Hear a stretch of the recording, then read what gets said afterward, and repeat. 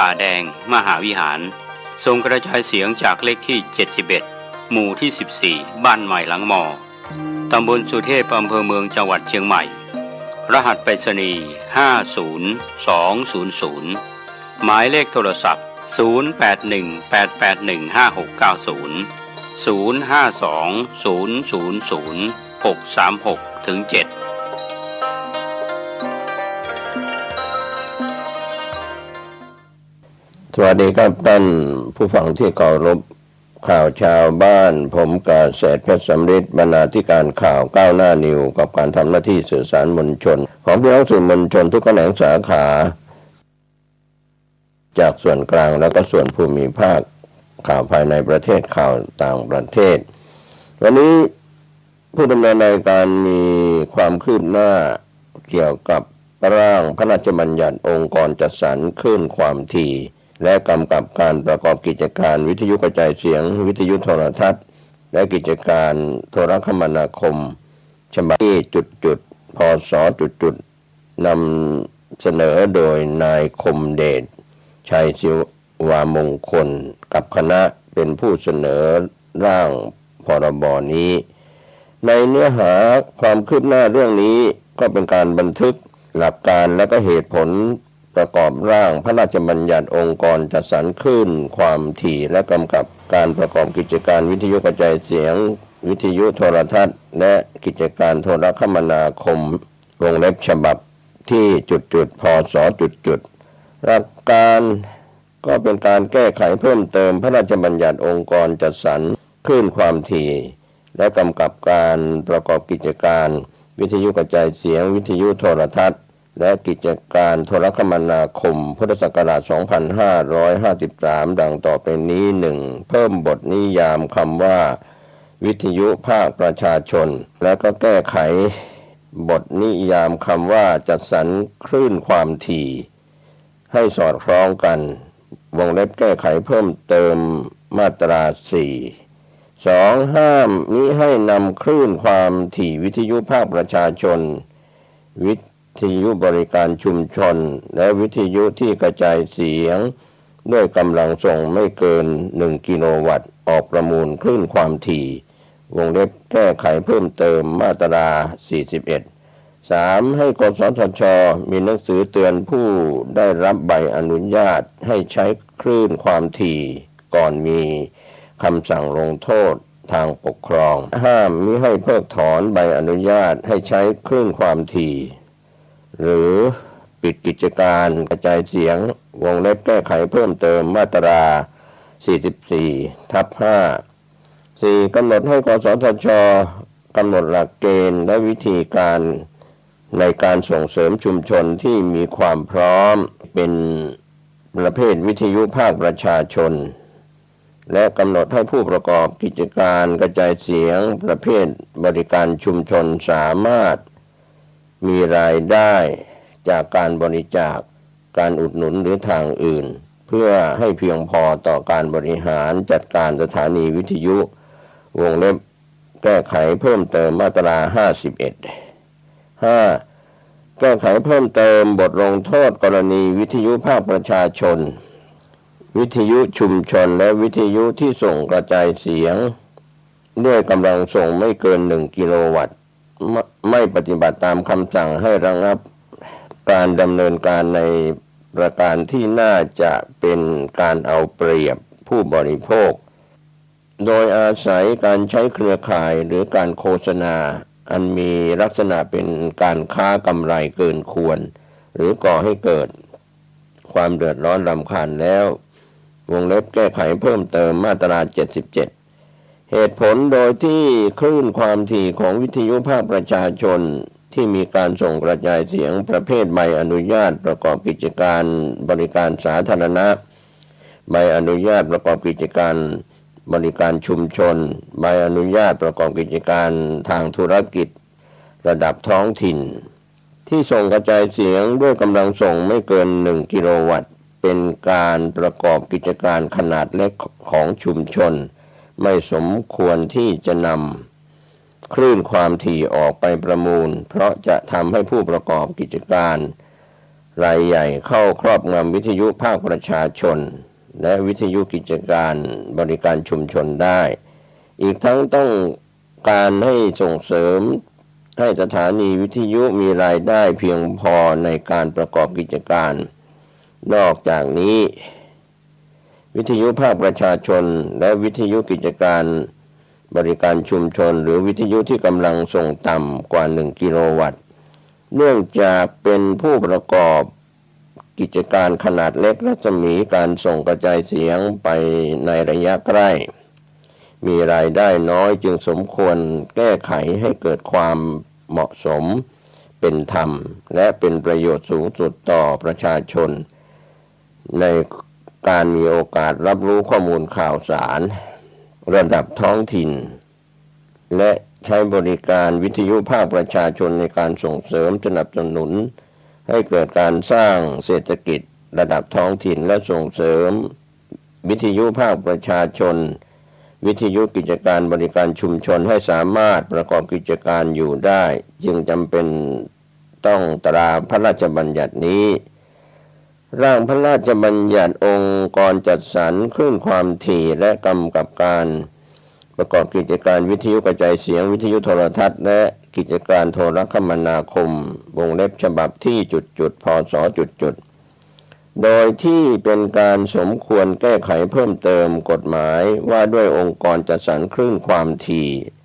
และกำกับการประกอบกิจการวิทยุกระจายเสียงวิทยุโทรทัศน์และกิจการโทรคมนาคมพระราชบัญญัตินี้มีบทบัญญัติบางประการเกี่ยวกับการจำกัดสิทธิและเสรีภาพของประชาชนซึ่งมาตรา26ประกอบกับมาตรา35ของรัฐธรรมนูญแห่งราชอาณาจักรไทยบัญญัติให้กระทำได้โดยอาศัยอำนาจตามบทบัญญัติแห่งกฎหมายเหตุผลและความจำเป็นในการจำกัดสิทธิและเสรีภาพของบุคคลพระราชบัญญัตินี้เพื่อให้ประชาชนใช้ประโยชน์จากคลื่นความถี่และสามารถประกอบกิจการอย่างเหมาะสมซึ่งการตราพระราชบัญญัตินี้สอดคล้องกับเงื่อนไขที่บัญญัติไว้ในมาตรา26ของรัฐธรรมนูญแห่งราชอาณาจักรไทยแล้วมาตรา1พระราชบัญญัตินี้เรียกว่าพระราชบัญญัติองค์กรจัดสรรคลื่นความถี่และกำกับการประกอบกิจการวิทยุกระจายเสียงวิทยุโทรทัศน์และกิจการโทรคมนาคมวงเล็บฉบับที่พศมาตรา2พระราชบัญญัตินี้ให้ใช้บังคับตั้งแต่วันถัดจากวันประกาศในราชกิจจา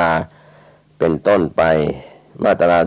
3ให้เพิ่มบทนิยามคำว่าวิทยุภาคประชาชนระหว่างบทนิยามคำว่าวิทยุโทรทัศน์และคำว่ากิจการกระจายเสียงในมาตรา4แห่งพระราชบัญญัติองค์กรจัดสรรคลื่นความถี่และกำกับการประกอบกิจการวิทยุกระจายเสียงวิทยุโทรทัศน์และกิจการโทรคมนาคมพุทธศักราช2553ซึ่งแก้ไขเพิ่มเติมโดยพระราชบัญญัติองค์กรจัดสรรคลื่นความถี่และกำกับการประกอบกิจการวิทยุกระจายเสียงวิทยุโทรทัศน์และกิจการโทรคมนาคมวงเล็บฉบับที่3พุทธศักราช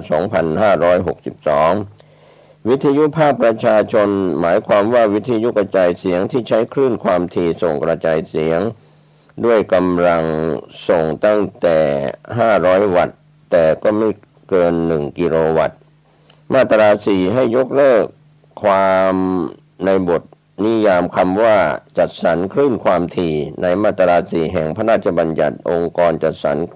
คลื่นความถี่และกำกับการประกอบกิจการวิทยุกระจายเสียงวิทยุโทรทัศน์และกิจการโทรคมนาคมพุทธศักราช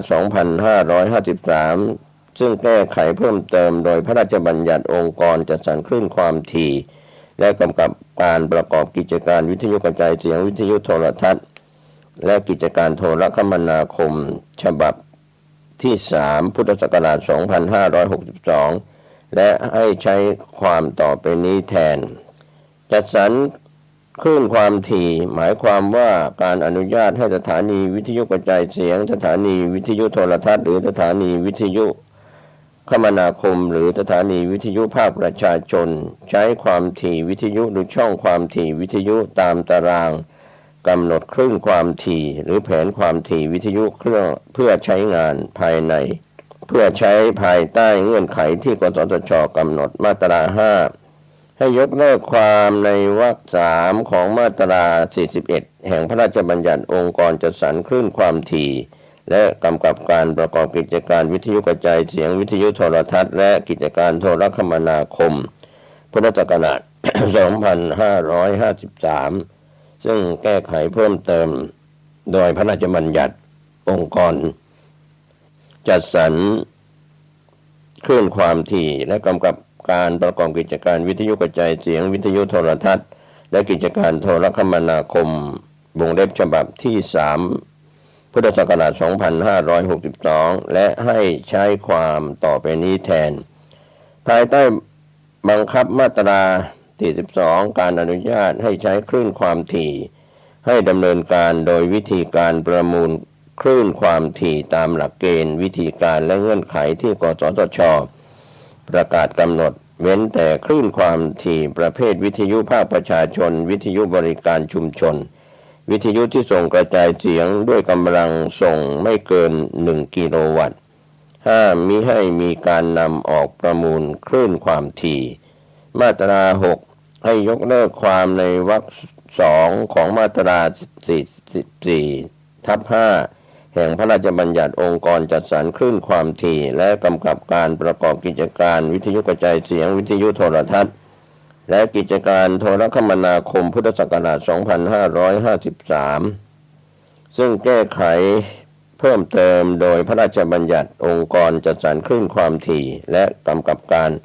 ประกอบประเภทกิจการวิทยุกระจายเสียงวิทยุโทรทัศน์และกิจการโทรคมนาคมวงเล็บฉบับที่ 3พุทธศักราช 2562 และให้ใช้ความต่อไปนี้แทน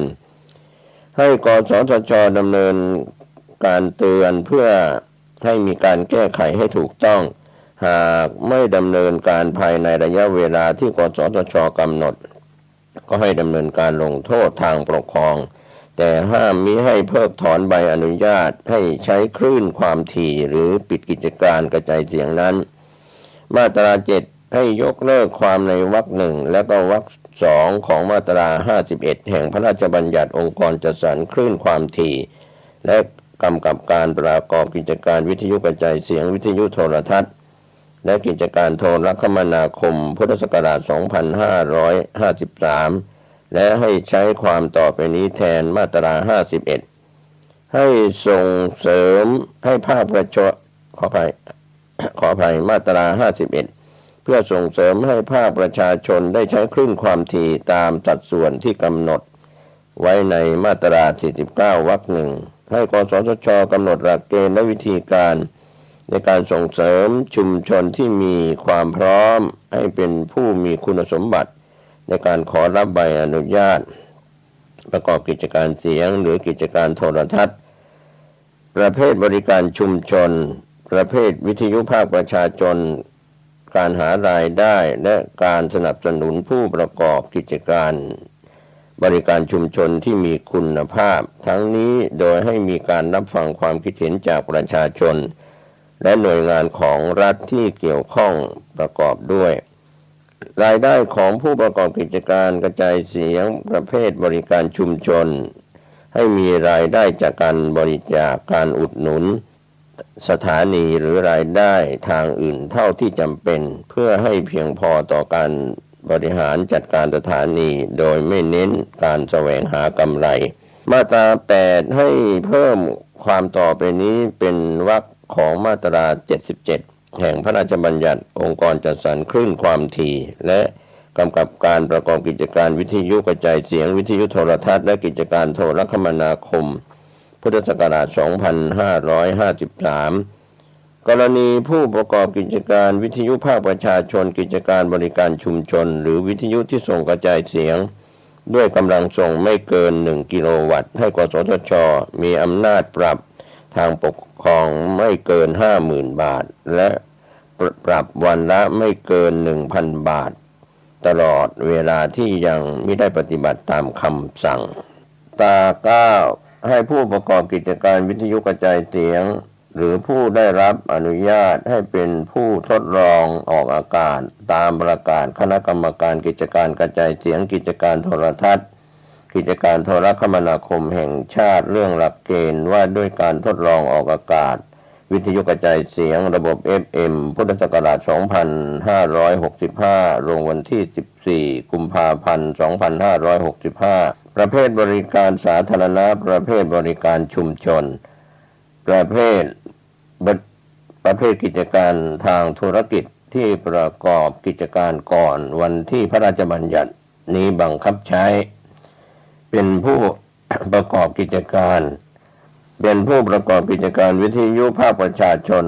และให้คงสามารถประกอบกิจการต่อไปได้จนกว่าจะได้รับหรือไม่ได้รับใบอนุญาตจากกสทช.ให้กสทช.ออกหลักเกณฑ์วิธีการว่าด้วยการขอรับใบอนุญาตประกอบกิจการวิทยุกระจายเสียงประเภทบริการสาธารณะประเภทบริการชุมชนประเภทกิจการทางธุรกิจและวิทยุภาคประชาชนให้แล้วเสร็จภายในกำหนด90วันนับแต่วันประกาศในราชกิจจานุเบกษาให้ผู้ประกอบกิจการวิทยุกระจายเสียงตามวรรคหนึ่ง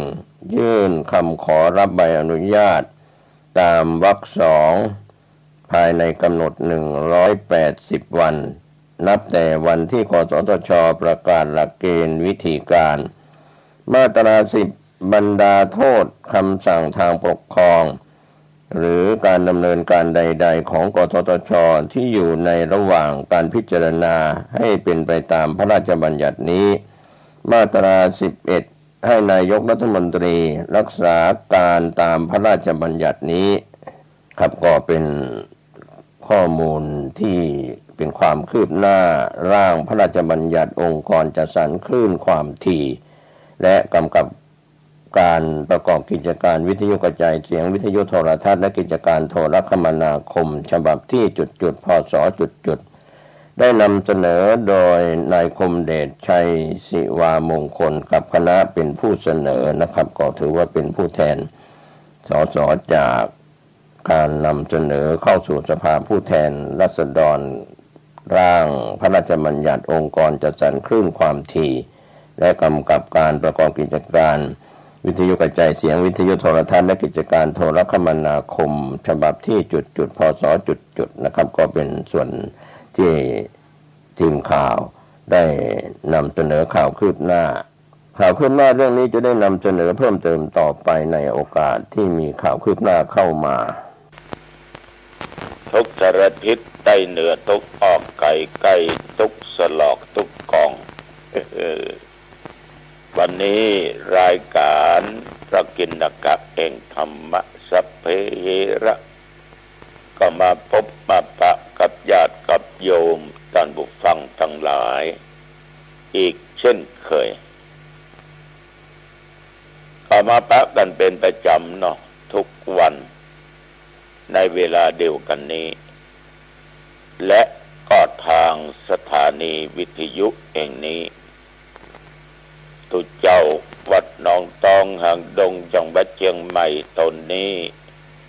มาพบมาปะกับญาติกับโยม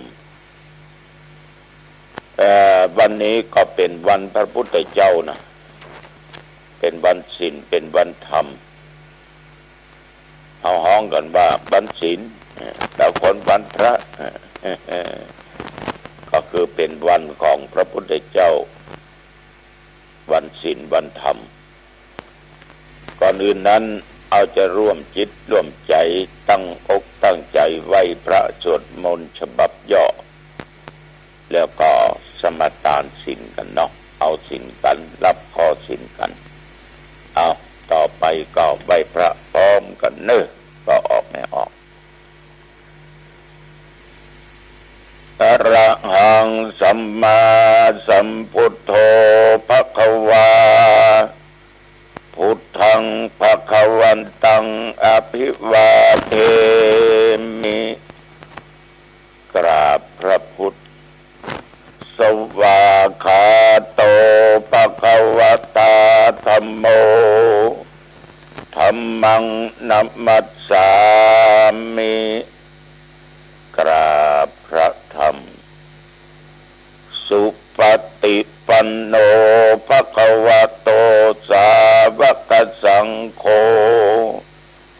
งฆังนะมามิกราบพระสงฆ์ต่อไปกล่าวคำนมัสการนะโมตัสสะภะคะวะโตอะระหะโตสัมมาสัมพุทธัสสะนะโมตัสสะภะคะวะโตอะระหะโตสัมมาสัมพุทธัสสะนะโมตัสสะภะคะวะโตอะระหะโตสัมมาสัมพุทธัสสะพุทธังสรณังคัจฉามิธัมมังสรณังคัจฉามิสังฆังสรณังคัจฉามิทุติยัมปิพุทธังสรณังคัจฉามิทุติยัมปิธัมมังสรณังคัจฉามิทุติยัมปิสังฆังสรณังคัจฉามิตติยัมปิพุทธังสรณังคัจฉามิตติยัมปิธัมมังสรณังคัจฉามิตติยัมปิสังฆังสรณังคัจฉามิปานาติปาตาเวระมณีสิกขาปะทังสมาธิยามิอทินนาทานาเวระมณีสิกขาปะทังสมาธิยามิกาเมสุมิจฉาจาราเวระมณีสิกขาปะทังสมาธิยามิมุสาวาทาเวระมณีสิกขาปะทังสมาธิยามิสุราเมรยมัชฌัปปมาทฐานาเวระมณีสิกขาปะทังสมาธิยามิอิมานิปัญจสิกขาปทานิสีเลนะสุขติงยันติสีเลนะโภคสัมปทาสีเลนะนิพุตติงยันติตัสมาสิลังวิโสทะเย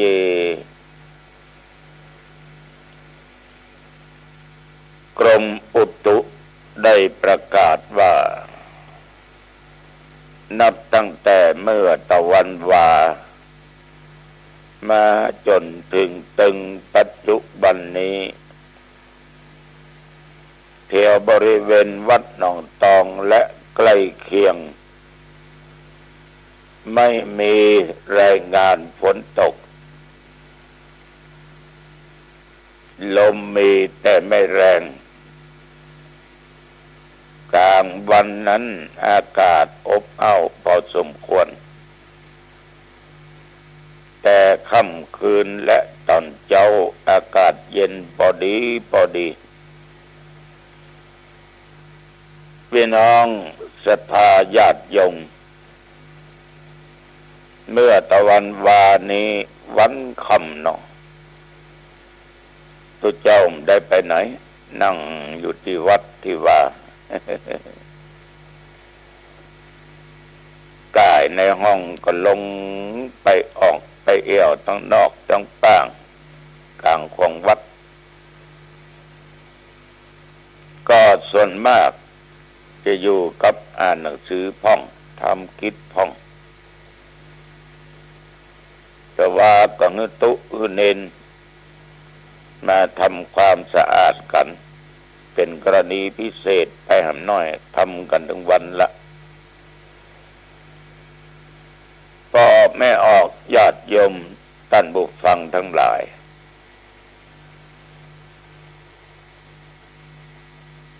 วันที่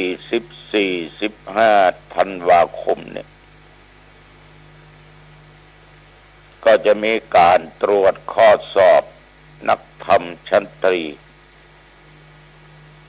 และกทูธรรมธรรมศึกษาตรีโทเอกทีนี้เปิ้นไปตรวจข้อสอบกันปุ้มที่วัดตาตอนอำเภอตาตอน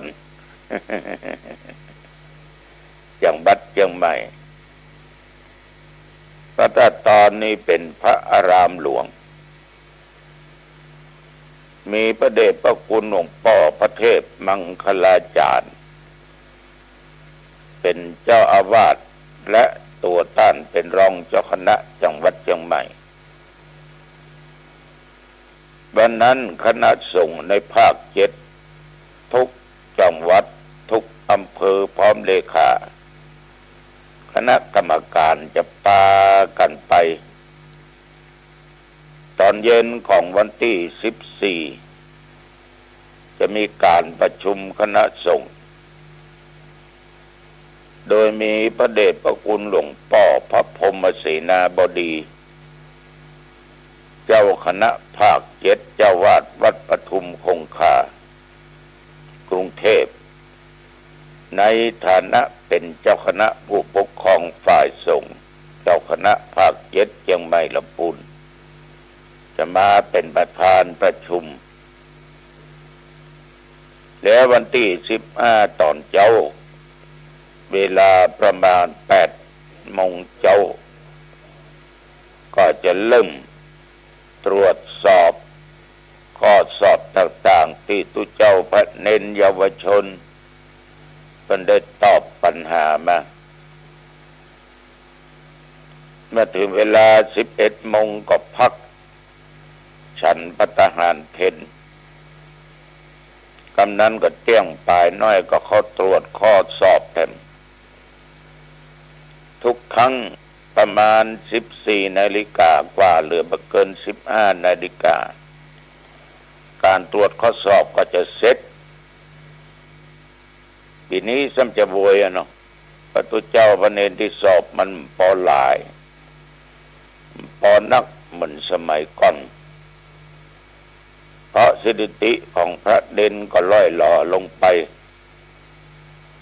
นะล่อยหล่อลงไปแต่ว่านี้เน้นว่าหนองตองก็ซิกออกไปตนหรอกบวชได้ภาษาเดียวนะคนบ้านเป็นอยู่แม่ขปูใจ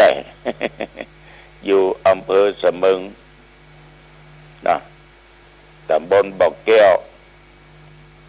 เป็นมาบวชได้1 ปี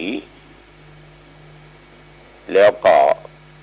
เป็นขลาสิกขาบทเน้นตัวนี้ก็ไม่จะได้หายอย่างหรอกเป็นเน้นที่ดีนะเป็นเน้นที่ดีไม่ได้นำความเดือดร้อนเกิดขึ้นแก่หมู่แก่คณะแก่วัดแก่วาแก่พระพุทธศาสนาแต่เปิ้นเคยสิกเปิ้นอ้างว่าออกพรรษาแล้วจะสิกแต่เปิ้นก็อยู่ต่อมาได้เป็นเดือน2 เดือนหลังจากออกพรรษาแล้วก็สิกไปเมื่อตะวันวาก็ธรรมดาเนาะพอออกไม่ออกลูกศิษย์แล้วบางคนบอกว่าลูกศิษย์หลุดตุลุง มันถึงศิษย์แม่มารเขาเกิดลูกตัวเจ้าพระเน้นจะศึกมันถึงห้ามมาได้หรอกแม่มารนี่ห้ามไปได้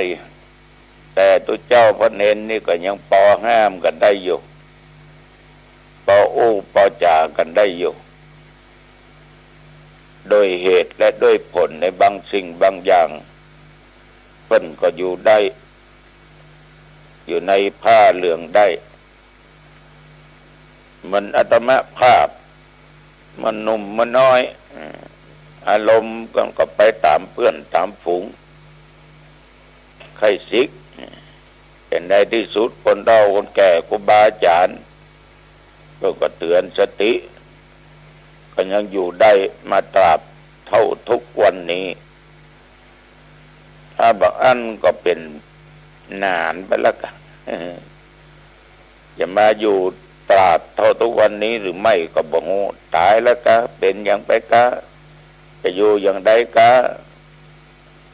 เอาหน้าบุญมีอยู่ในผ้าเหลืองเนี่ยญาติโยมทั้งหลายก็เป็นเรื่องธรรมดาเกิดแล้วก็ดับมาแล้วก็จากหลับมาก็ต้องตื่นมีที่อื่นต้องมีที่นี่มีตะกี้ต้องมีตะวาขอโทษจะเขาว่านะครับมีหาก็มีคิงมีไม่ยิงก็มีป้าจายมีคนหายก็มีคนดีมีอันนี้ก็มีอันนั้นมีบุญก็มีบาปมีร้อนก็มีหนาวก็มันก็เป็นของคู่กันนะเนาะอย่างใดก็ตามศรัทธาสาธุชนญาติโยมทุกเจ้า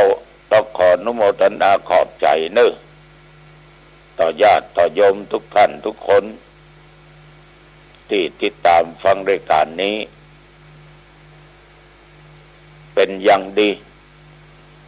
เอาเป็นกู้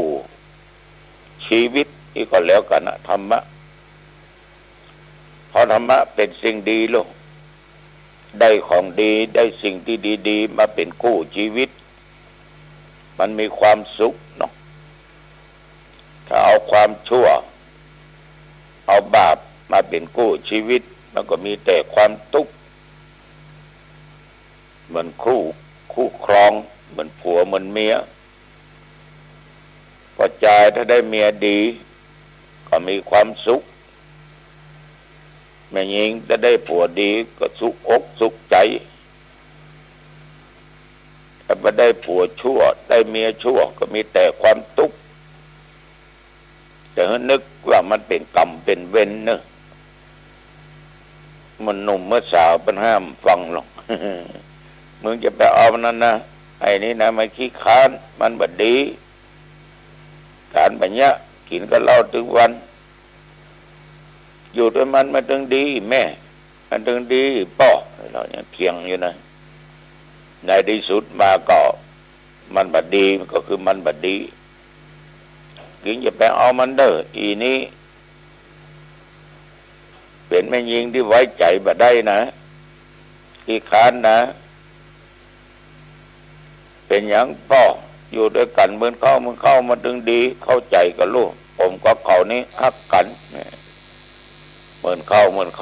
วดหัวกันละทุบตับเมียมีจูขี้ค้านการแบบเนี้ยกินก็เหล้าก็เบียร์ก็เล่น มันก็เป็นกรรมเป็นเวร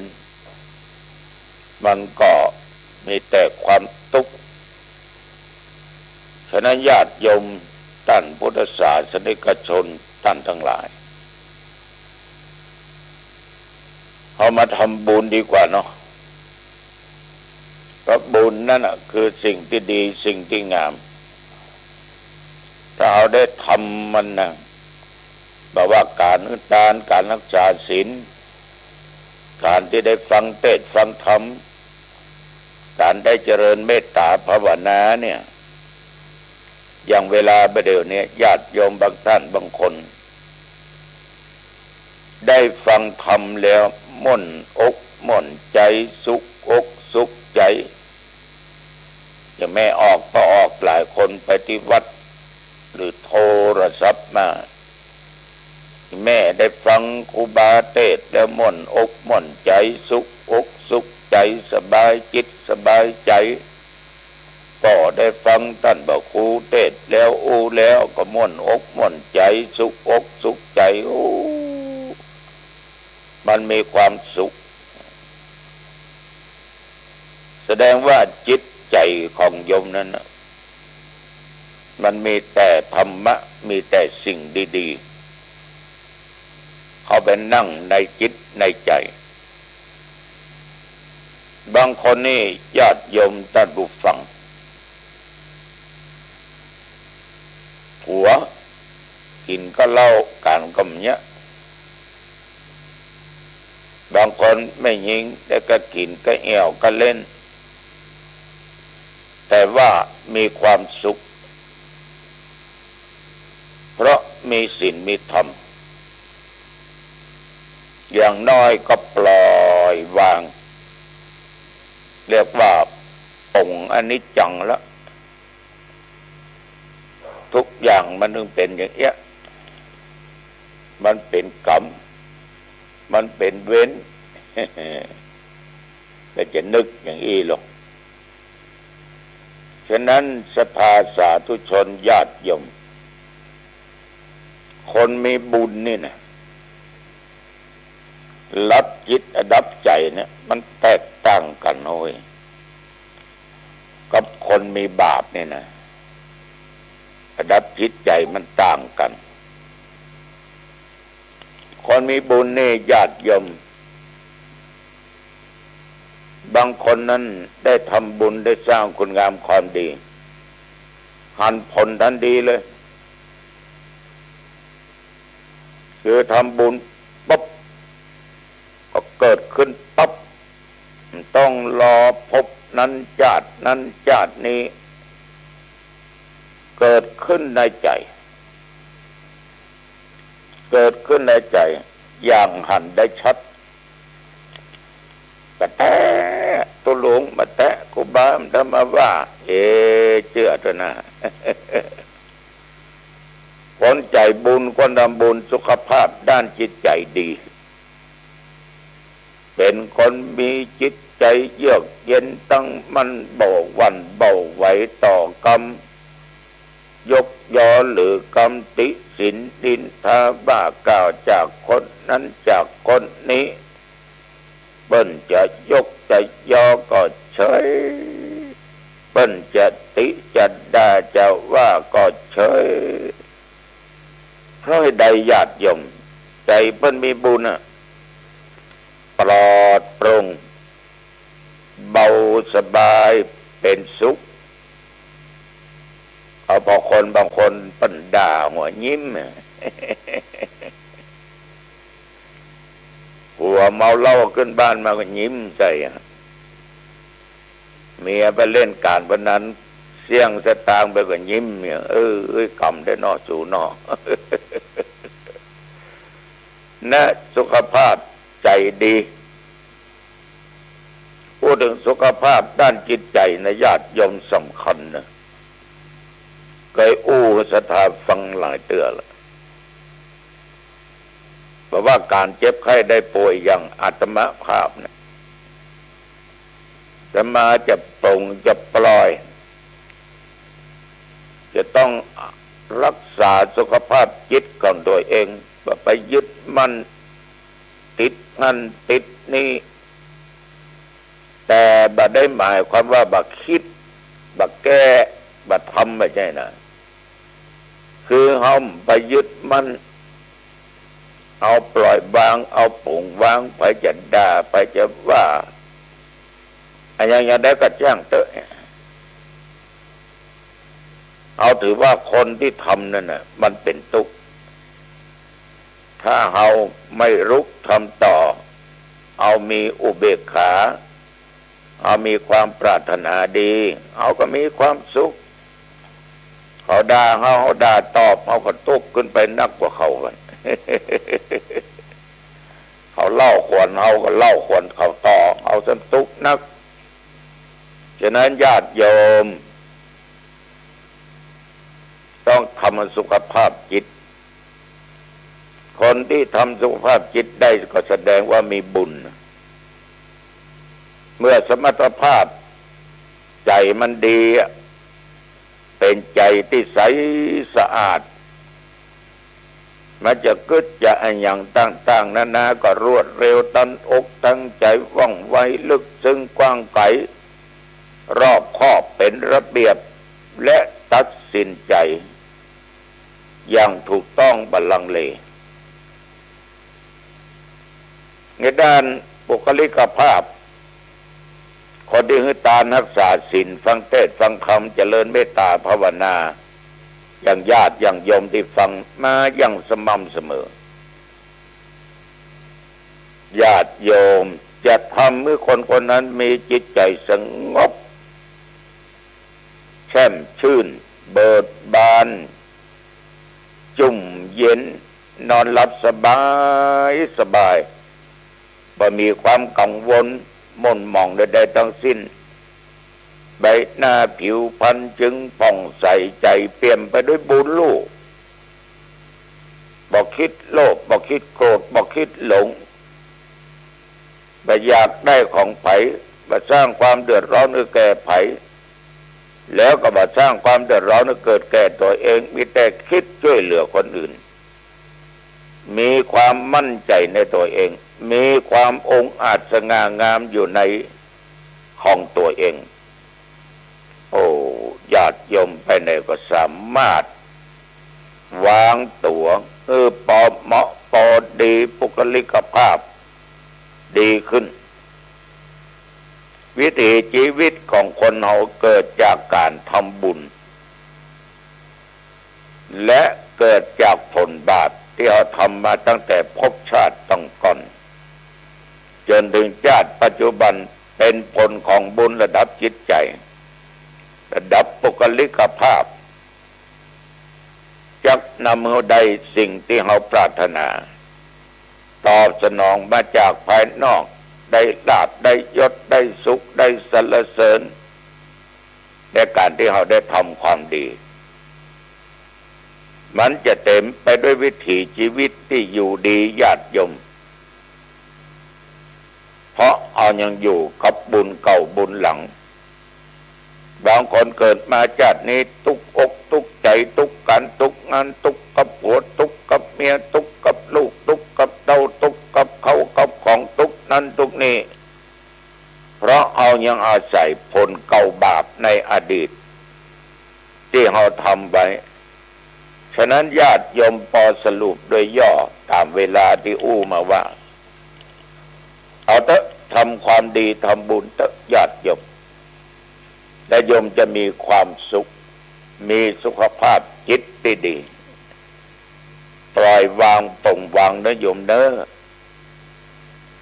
ปล่อยนะโยมนะปล่อยนะโยมนะอนิจจังทุกขังอนัตตานะโยมนะปล่อยและโยมจะมีความสุข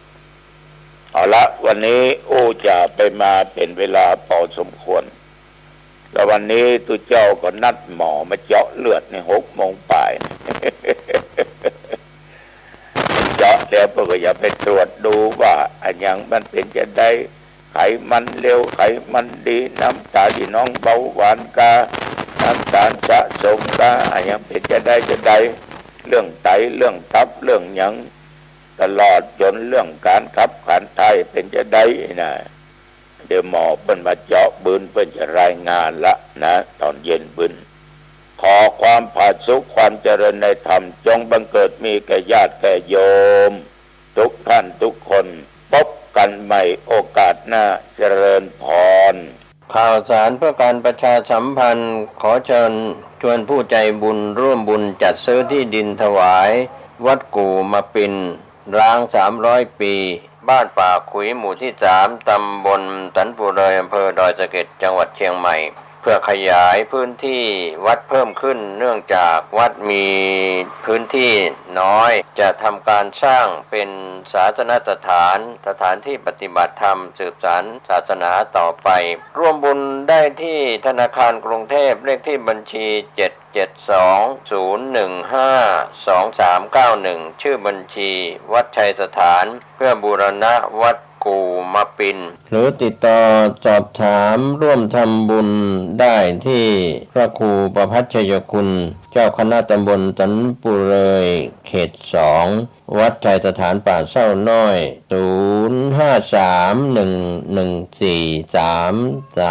0531143332หรือที่087657 72458ก็เป็นการยกวัดร้างเป็นวัดที่มีพระสงฆ์อยู่ก็งานบุญงานกุศลนี้ถือว่าเป็นการยกวัดร้าง300ปีให้เป็นวัดมีพระสงฆ์อยู่เชิญผู้ใจบุญได้ร่วมบุญร่วมกุศลในคราวครั้งนี้โดยพร้อมเพรียงกันข่าวสารเพื่อการประชาสัมพันธ์ขอเชิญชวนศรัทธานักศีลนักบุญทั้งหลายสวดมนต์ข้ามปีต้อนรับปี 2566 ตรงกับวันที่ 31 ธันวาคม 2565 เวลา 23:30 นาทีณสำนักวิปัสสนาทางสายเอกหลวงปู่มั่นดอยนางเมาะตำบลอ่อนกลางอำเภอแม่อ่อนจังหวัดเชียงใหม่มีกำหนดการ 23.30 น.จุดเทียนบูชาพระรัตนตรัยฟังธรรมการบรรยายโดยท่านเจ้าคุณประชานาถมุนีเจ้าสำนักวิปัสสนาทางสายเอกหลวงปู่มั่นดอยนางเมาะและพระอาจารย์ชาตรีเจ้าสำนักวิสุทธิวิปัสสนาบ้านแม่วองตำบลอ่อนเหนืออำเภอแม่อ่อนจังหวัดเชียงใหม่ 23:55 นาทีพระสงฆ์เจริญพุทธมนต์สวดมนต์ข้ามปีเวียนเทียนรอบพระเจ้าเปิดโลกปีใหม่เที่ยงคืนที่ลานเดินจงกรม11 ไร่ณสำนักวิปัสสนาทางสายเอกหลวงปู่มั่นดอยนางเมาะอำเภอแม่อ่อนจังหวัดเชียงใหม่ก็เป็นการสวดมนต์ข้ามปีเจริญภาวนาข้ามปี 31 ธันวาคม 2565 ตั้งแต่เวลา 23 นาฬิกาเป็นต้นไปทำพิธีสืบชะตาณวัดดอนจันทร์ตำบลท่าสาราอำเภอเมืองเชียงใหม่จังหวัดเชียงใหม่ช่วงเช้า 9 นาฬิกาวันที่ 1 มกราคม 2566 เชิญท่านร่วมพิธีสืบชะตาณวัดดอนจันทร์ตำบลท่าสาราอำเภอเมืองเชียงใหม่จังหวัดเชียงใหม่โดยพร้อมเพรียงกันร่วมบริจาคสมทบทุนธนาคารออมสินพัฒนาวัดบ้านเหล่าเลขที่บัญชี 020-291-574034 อานิสงส์การสร้างและซ่อมแซมห้องน้ำถวายวัดจะส่งผลคลายทุกข์คลายโศกปราศจากโรคภัยสุขภาพแข็งแรงปัญหาอุปสรรคในชีวิตจะคลี่คลายไปด้วยดีติดต่อสอบถามร่วมทำบุญได้ที่พระครูภาวนาโสภิตฝ่ายวิปัสสนาโทร 0969525159 ได้ทุกวันก็เป็นโครงการกองบุญปลดทุกข์ที่ทางวัดบ้านเหล่าพระเจ้าตาเขียวตำบลบ้านเรือนอำเภอป่าซางจังหวัดลำพูนเชิญชวนผู้ใจบุญร่วมสร้างบูรณะห้องน้ำจะได้อานิสงส์อย่างยิ่งใหญ่เชิญท่านร่วมบุญนี้โดยพร้อมเพรียงกันประกาศให้พระเถรานุเถระของคณะสงฆ์ทั่วประเทศเกี่ยวกับงานปริวาสกรรมจัดขึ้นที่วัดม่อนฤาษีอำเภอดอยหล่อจังหวัดเชียงใหม่ก็กราบอาราธนาเตรียมบริขารให้พร้อมพบกันเพื่อชำระศีลลดมานะละทิฏฐิระหว่างวันที่ 12 ถึง 22 ธันวาคม พุทธศักราช 2565 ณ วัดม่อนฤาษีอำเภอดอยหล่อจังหวัดเชียงใหม่เป็นงานปริวาสกรรมของพระคุณเจ้าขอเชิญชวนศรัทธานักศีลนักบุญทั้งหลายได้ไปร่วมเลี้ยงภัตตาหารและน้ำปานะได้บุญได้กุศลโดยทั่วหน้ากันข่าวสารเพื่อการประชาสัมพันธ์ขอเชิญชวนศรัทธานักศีลนักบุญทั้งหลายในพื้นที่อำเภอฮอดและอำเภอใกล้เคียงร่วมในพิธีสวดมนต์ข้ามปีณวัดพระธาตุดอยอุแก้วจามเทวีตำบลฮอดอำเภอฮอดจังหวัดเชียงใหม่ในค่ำคืนของวันที่ 31 ธันวาคม 2565 สวดมนต์ข้ามปีเจริญภาวนาปฏิบัติธรรมจนถึงวันที่ 1 มกราคม 2566 โดยการนำของพระอาจารย์สวัสดิ์ทิตปัญโยประธานสงฆ์วัดพระธาตุดอยอุแก้วจามเทวีตำบลฮอดอำเภอฮอดจังหวัดเชียงใหม่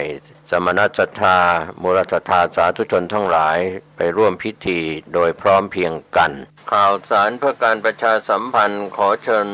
ชวนท่านผู้ฟังร่วมทำบุญและรับฟังเทศน์มหาชาติเวสสันดรชาดกณวิหารวัดเจ็ดลินถนนพระปกเกล้าตำบลพระสิงห์อำเภอเมืองเชียงใหม่จังหวัดเชียงใหม่ระหว่างวันที่ 9 ถึง 11 ธันวาคม พุทธศักราช 2565 10 ธันวาคมเริ่มเวลา 8 นาฬิกา ถึง 18 นาฬิกา 11 ธันวาคมเริ่มเวลา 8 นาฬิกาถึง 18 นาฬิกาเทศมหาชาติร่วมทำบุญเวสสันดรชาดก 9 ถึง 11 ธันวาคมนี้ได้บุญได้กุศลจากการฟังเทศมหาชาติเวสสันดรชาดกโดยพร้อมเพรียงกัน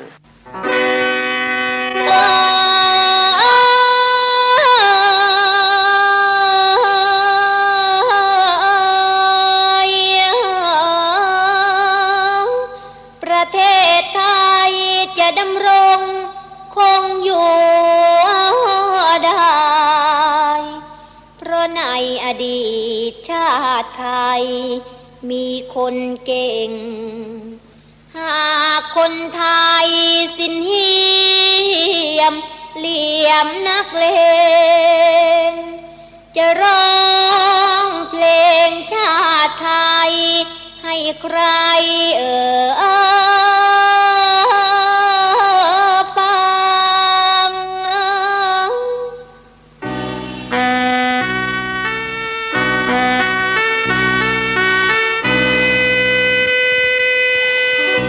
10 นิ้วน้อมคำนับลงกราบรานพี่น้องชาวบ้านที่รักสมัครหมายทั่วทั้งถิ่นควานทองเล่มของไทยจงร่วมใจสมานสมัครสามัคคีถึงเวลาแล้วเราชาวพุทธศาสตร์เป็นทายาทสืบสายในกรุงศรีเราคนไทยใจกล้าทั่วธานีมาสามัคคีหันหน้าเข้าหากันองค์พระบาทสมเด็จพระเจ้าอยู่หัวทรงลงหลักปักรั้วทั่วถิ่นฐานพระทรงเกรียงไกรกล้าปรีชาชาญตั้งปณิธานปกป้องเกิดพ้องไทยพระบารมีปกเกล้าเราทั้งชาติประวัติศาสตร์ต้องจารึกผนึกไว้สามัคคีอันล้ำเลิศเกิดจากใครแม้นมิใช่ทรงพระคุณการุณาเป็นขวานทองเล่มสุดท้ายที่ไทยหวัง14 ครั้งรอดมาได้เพราะไทยรักษาเอาชีวิตเขาแลกไว้จึงได้มาเป็นพื้นสุธาของท่านลูกหลานไทยเสียครั้งแรกก็มาจากแผนพังเขาเปลี่ยนชื่อเป็นปีนังจำได้ไหมนั่นแหละบินจากวานทองเล่มของไทย300 กว่าตารางไมล์หลักฐานมีครั้งที่2เสียซ้ำยังจำได้เสียมฤทธิ์และถวายตะนาวสี2336โชคไม่ดีเสียเนื้อที่50,000 กว่าตารางกิโลครั้งที่3บรรทายมาศถูกตัดเขียน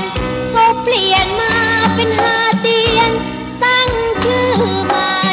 2,353แสนช้ำใจเนื้อที่เท่าไรไม่ปรากฏในบทความครั้งที่4เจ็บแค้นเสียแสนวีกินเนื้อที่ถึงเชียงตุงเนื้อกรุงสยามตั้ง90,000 ตารางกิโลโถมันทำคนสร้างกรรมบัดเดียวนี้เขาดีกันครั้งที่5เสียรัฐแต่รักถูกเขาผลัก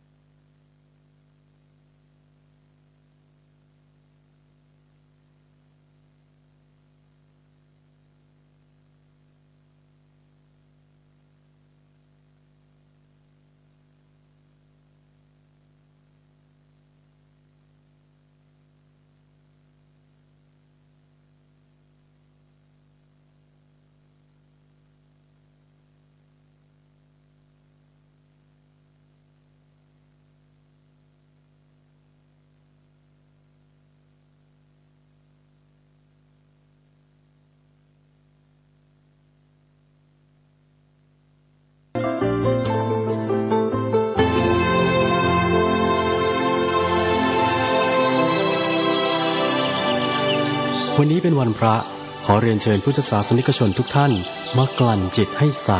กลั่นใจให้เป็นบุญด้วยการให้ทานรักษาศีลและเจริญจิตภาวนาน้อมจิตให้เข้าถึงพระรัตนตรัย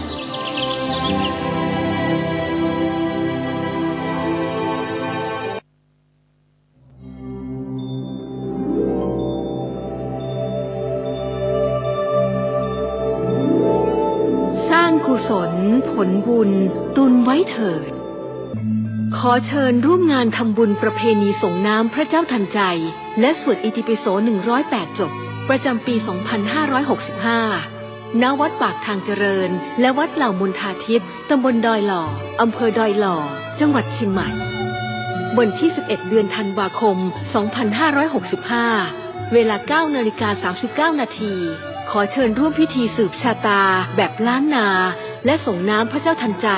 ณวัดปากทางเจริญพระสงฆ์29รูปเวลา 11 นาฬิกา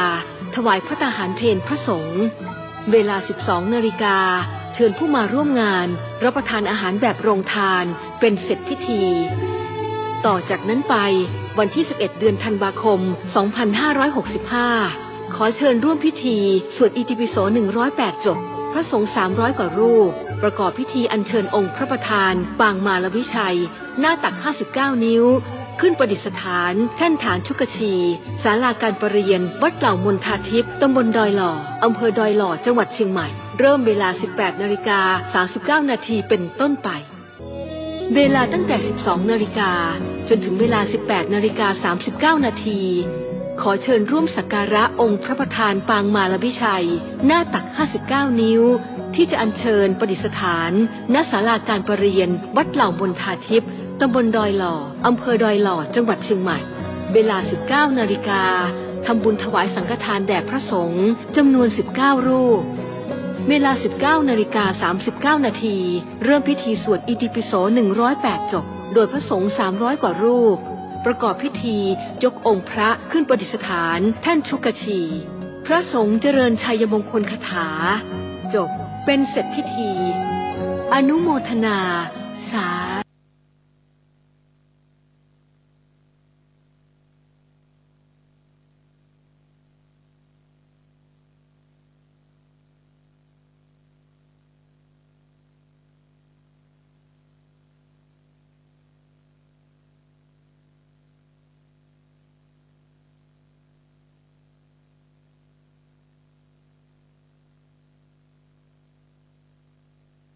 รายการเรื่อยไปแฟนเพลงโทรมาครั้งใดชื่นใจ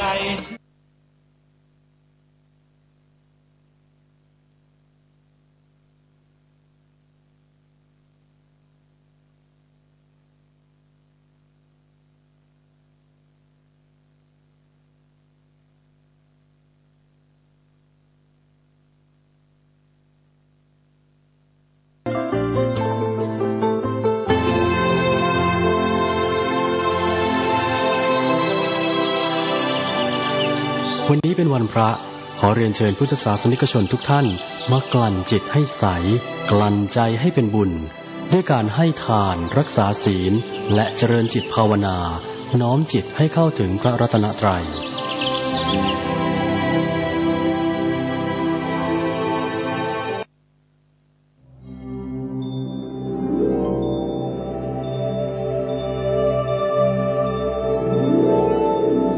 กุศลผลบุญตุนไว้เถิด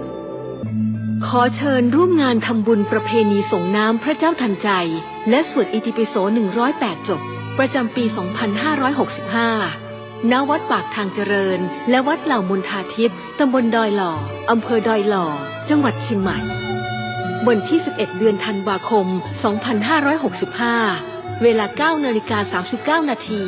ขอเชิญร่วมพิธีสืบชะตาแบบล้านนาและส่งน้ำพระเจ้าทันใจณวัดปากทางเจริญพระสงฆ์29รูปเวลา 11 นาฬิกาถวายพระตาหารเพลพระสงฆ์เวลา 12 นาฬิกาเชิญผู้มาร่วมงานรับประทานอาหารแบบโรงทานเป็นเสร็จพิธี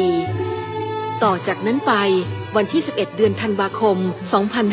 2565 ขอเชิญร่วมพิธีสวดอิติปิโส108จบพระสงฆ์300 กว่ารูป ประกอบพิธีอัญเชิญองค์พระประธานปางมารวิชัยหน้าตัก59นิ้ว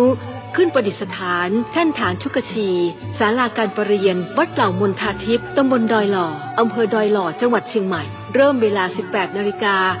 18:39 นาทีเป็นต้นไปเวลาตั้งแต่ 12 นาฬิกาจนถึงเวลา 18:39 นาทีขอเชิญร่วมสักการะองค์พระประธานปางมารวิชัยหน้าตัก59นิ้ว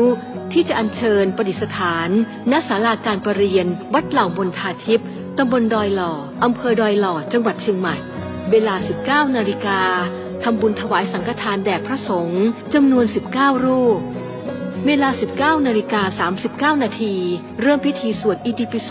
108จบโดยพระสงฆ์300 กว่ารูปประกอบพิธียกองค์พระขึ้นประดิษฐานแท่นชุกชี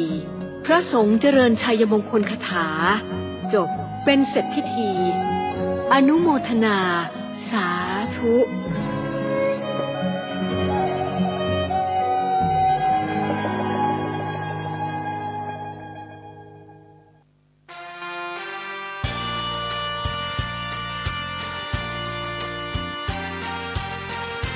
ประกาศให้พระเถรานุเถระของคณะสงฆ์ทั่วประเทศเกี่ยวกับงานปริวาสกรรม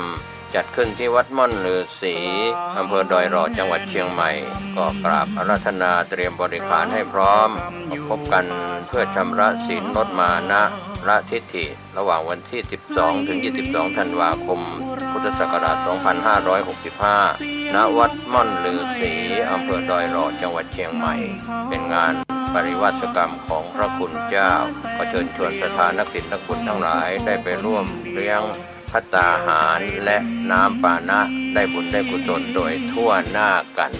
เงาดำทะมึนคล้ายมายืนข้างกลดอย่าย่อ10 นิ้วยกปะนมก่อนข่าวสารเพื่อการประชาสัมพันธ์ขอเชิญชวนท่านผู้ฟังร่วมทำบุญ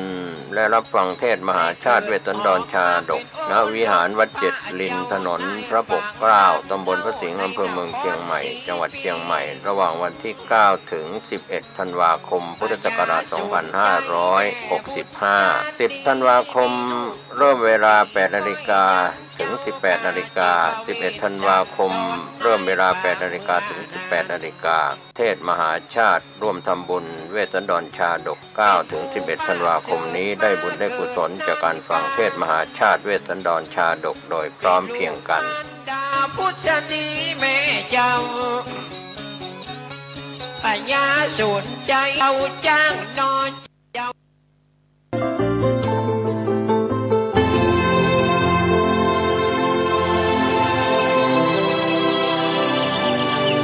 วันนี้เป็นวันพระขอเรียนเชิญพุทธศาสนิกชนทุกท่านมากลั่นจิตให้ใสกลั่นใจให้เป็นบุญด้วยการให้ทานรักษาศีลและเจริญจิตภาวนาน้อมจิตให้เข้าถึงพระรัตนตรัย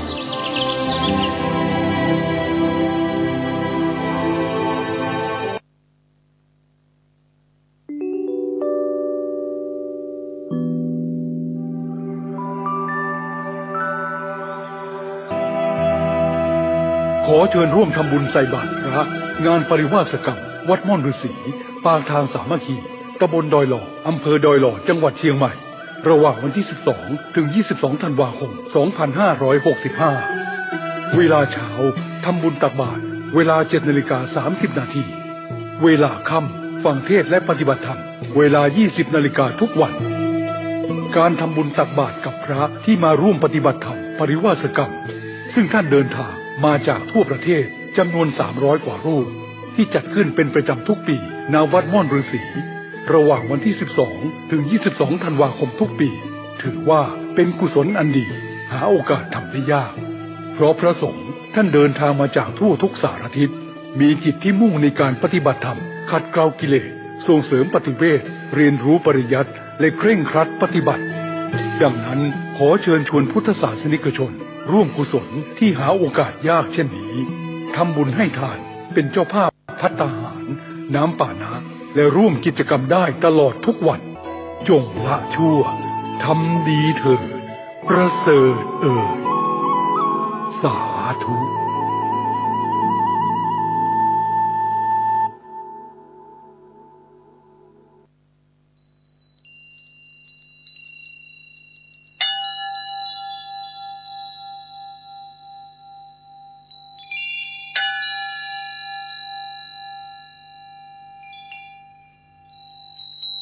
ัพพทาศีลสัมปันโนปัญญวาสุสมาหิโต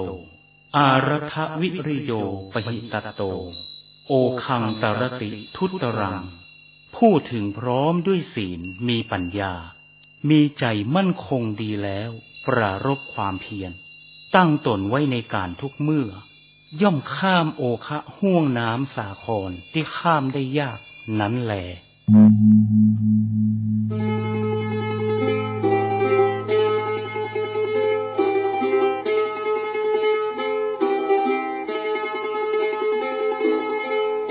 วัดพระสิงห์วรมหาวิหารตำบลพระสิงห์อำเภอเมืองจังหวัดเชียงใหม่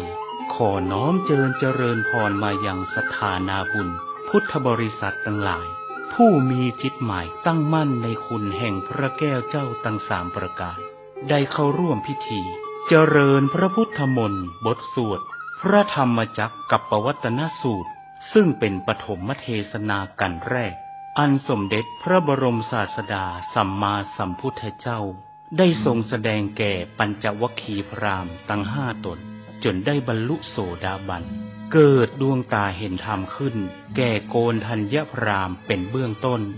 และได้ขออุปสมบทเป็นพระสงฆ์ปฐมสาวกองค์แรกในพระพุทธศาสนาณวันนั้นจึงเป็นวันที่พระรัตนตรัยคือพระพุทธพระธรรมพระสงฆ์ครบถ้วนบริบูรณ์ในโลกธาตุจักรวาลนี้ข่าวสารเพื่อการประชาสัมพันธ์ขอเชิญชวนผู้ใจบุญร่วมบุญจัดซื้อที่ดินถวายวัดกู่มาปินร้าง300 ปีบ้านป่าขุยหมู่ที่3ตำบลสันปูเรยอำเภอดอยสะเก็ดจังหวัดเชียงใหม่เพื่อขยายพื้นที่วัดเพิ่มขึ้นเนื่องจากวัดมีพื้นที่น้อยจะทำการสร้างเป็นศาสนสถานที่ปฏิบัติธรรมสืบสานศาสนาต่อไปร่วมบุญได้ที่ธนาคารกรุงเทพเลขที่บัญชี 772-015-2391 ชื่อบัญชีวัดชัยสถานเพื่อบูรณะวัดกู่มาปินหรือร่วมบุญติดต่อโดยตรงที่พระธวัชชัยธีรปัญโย 0801732709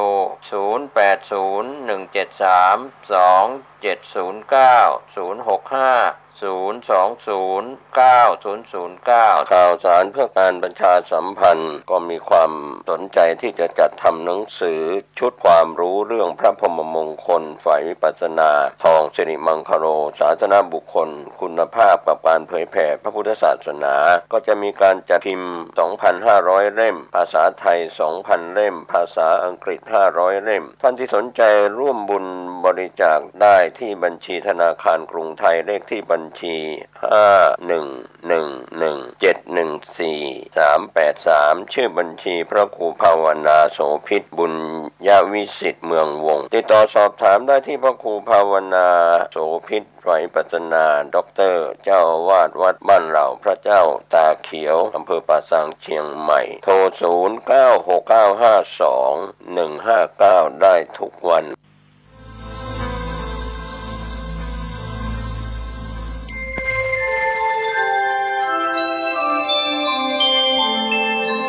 ขณะนี้ท่านกำลังฟัง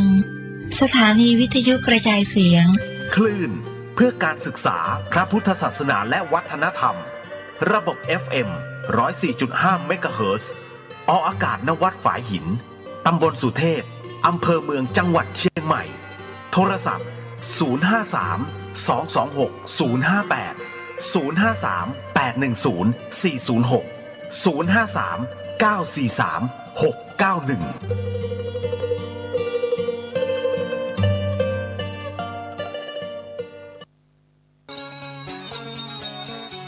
อย่ายอ10 นิ้วยกปะนมก่อน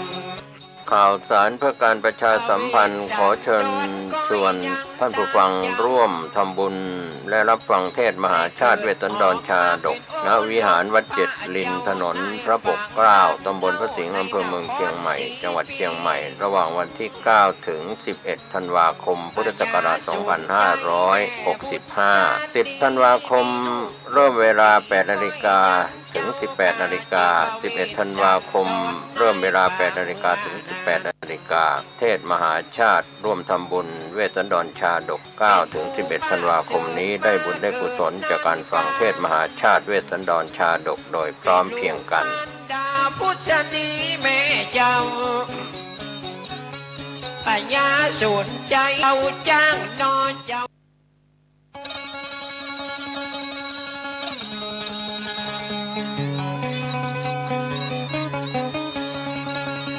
ข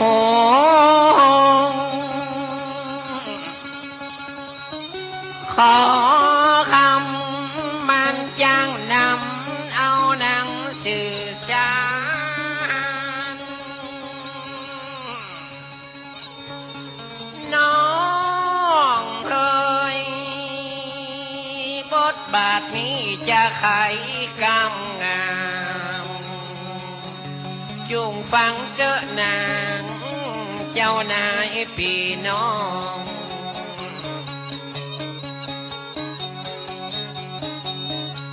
จะเก็บกำใหญ่เข้าไว้ในห้องเชิญเจ้าพี่น้องด่าฟังยังบทบาทนี้จักเล่าใครปัดดามออกในธรรมานานยังนานจะย่อ10 นิ้วยกปะนมก่อนพระเวสสันดรก้อยยังตานเจ้าได้เกิดออกมาเป็นโอรสพระเจ้าในปางนั้นเล่าในนครสีปีพญาสูนใจแม่พุทธสดีมีลูกพุทธีก้อยยังเจ้ากาชื่อพระเวสสันดรในปางเมื่อนานเป็นผู้ประเสริฐมาเกิดนั่นกลางเป็นลูกมารดาพุทธดีแม่เจ้าพญาสูนใจเอาจ้างนอนเจ้าอยู่ในหน้าขอนก้อยยังสีปีอยู่ในคงเขตในประเทศอินเดียใจตาเมียก้อยยังวันไว้ท่านตั้งอกตั้งใจมานานยังนานเมื่อวันป้าสูตรพระเวสสันดรมีจ้างงางอนก้อยยังเพียกแก้วลงมาจากส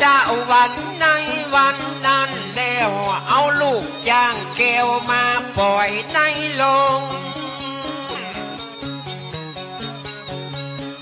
ในโลงจ้างเขียงโกลาหลพุงและคนไปพอจ้างแก้วว่าจะลูกตัวใดในวันนั้นแล้วคือว่าจ้างเพียกเป็นจ้างมงคลเป็นจ้างมงคลเวชสันดรน้อเจ้าก็ได้ปรากฏพร้อมกันนั้นเล่าตีในหน้าขอนก้อยยังสีปีคือเวชสันดรเป็นเจ้าจ้างมานาน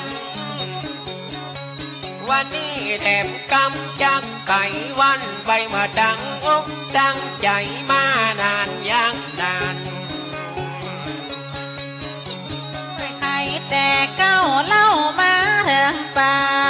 จะล่ำไรกันไปปีเจ้าจะติดจะตามโดยไปแต่เจ้ายิ่งนางน้องเน่าข คอยดักดาฟังในวันนี้จักเล่าไข่ปั่นไข่หน้าบำด้วยกันนะพี่ไอ้ก้อยอย่าล้ำไหลเฮอเป็นนาทีแล้วเวชสันดรอายุได้16 ปีลูกนางพุทธดีสนใจพ่อเจ้าก็ได้แต่งงานในวันนั้นเรากับแม่นางเจ้ามัดนาทีว่านางมาตีเป็นลูกผ่านยามัดตลาดนั้นนาง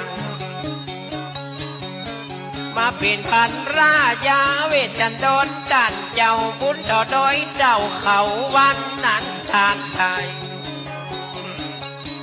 นาบุญนักว่านาบุญหลายได้จ่าล้ำไหลเมียเป็นกูเฝ้า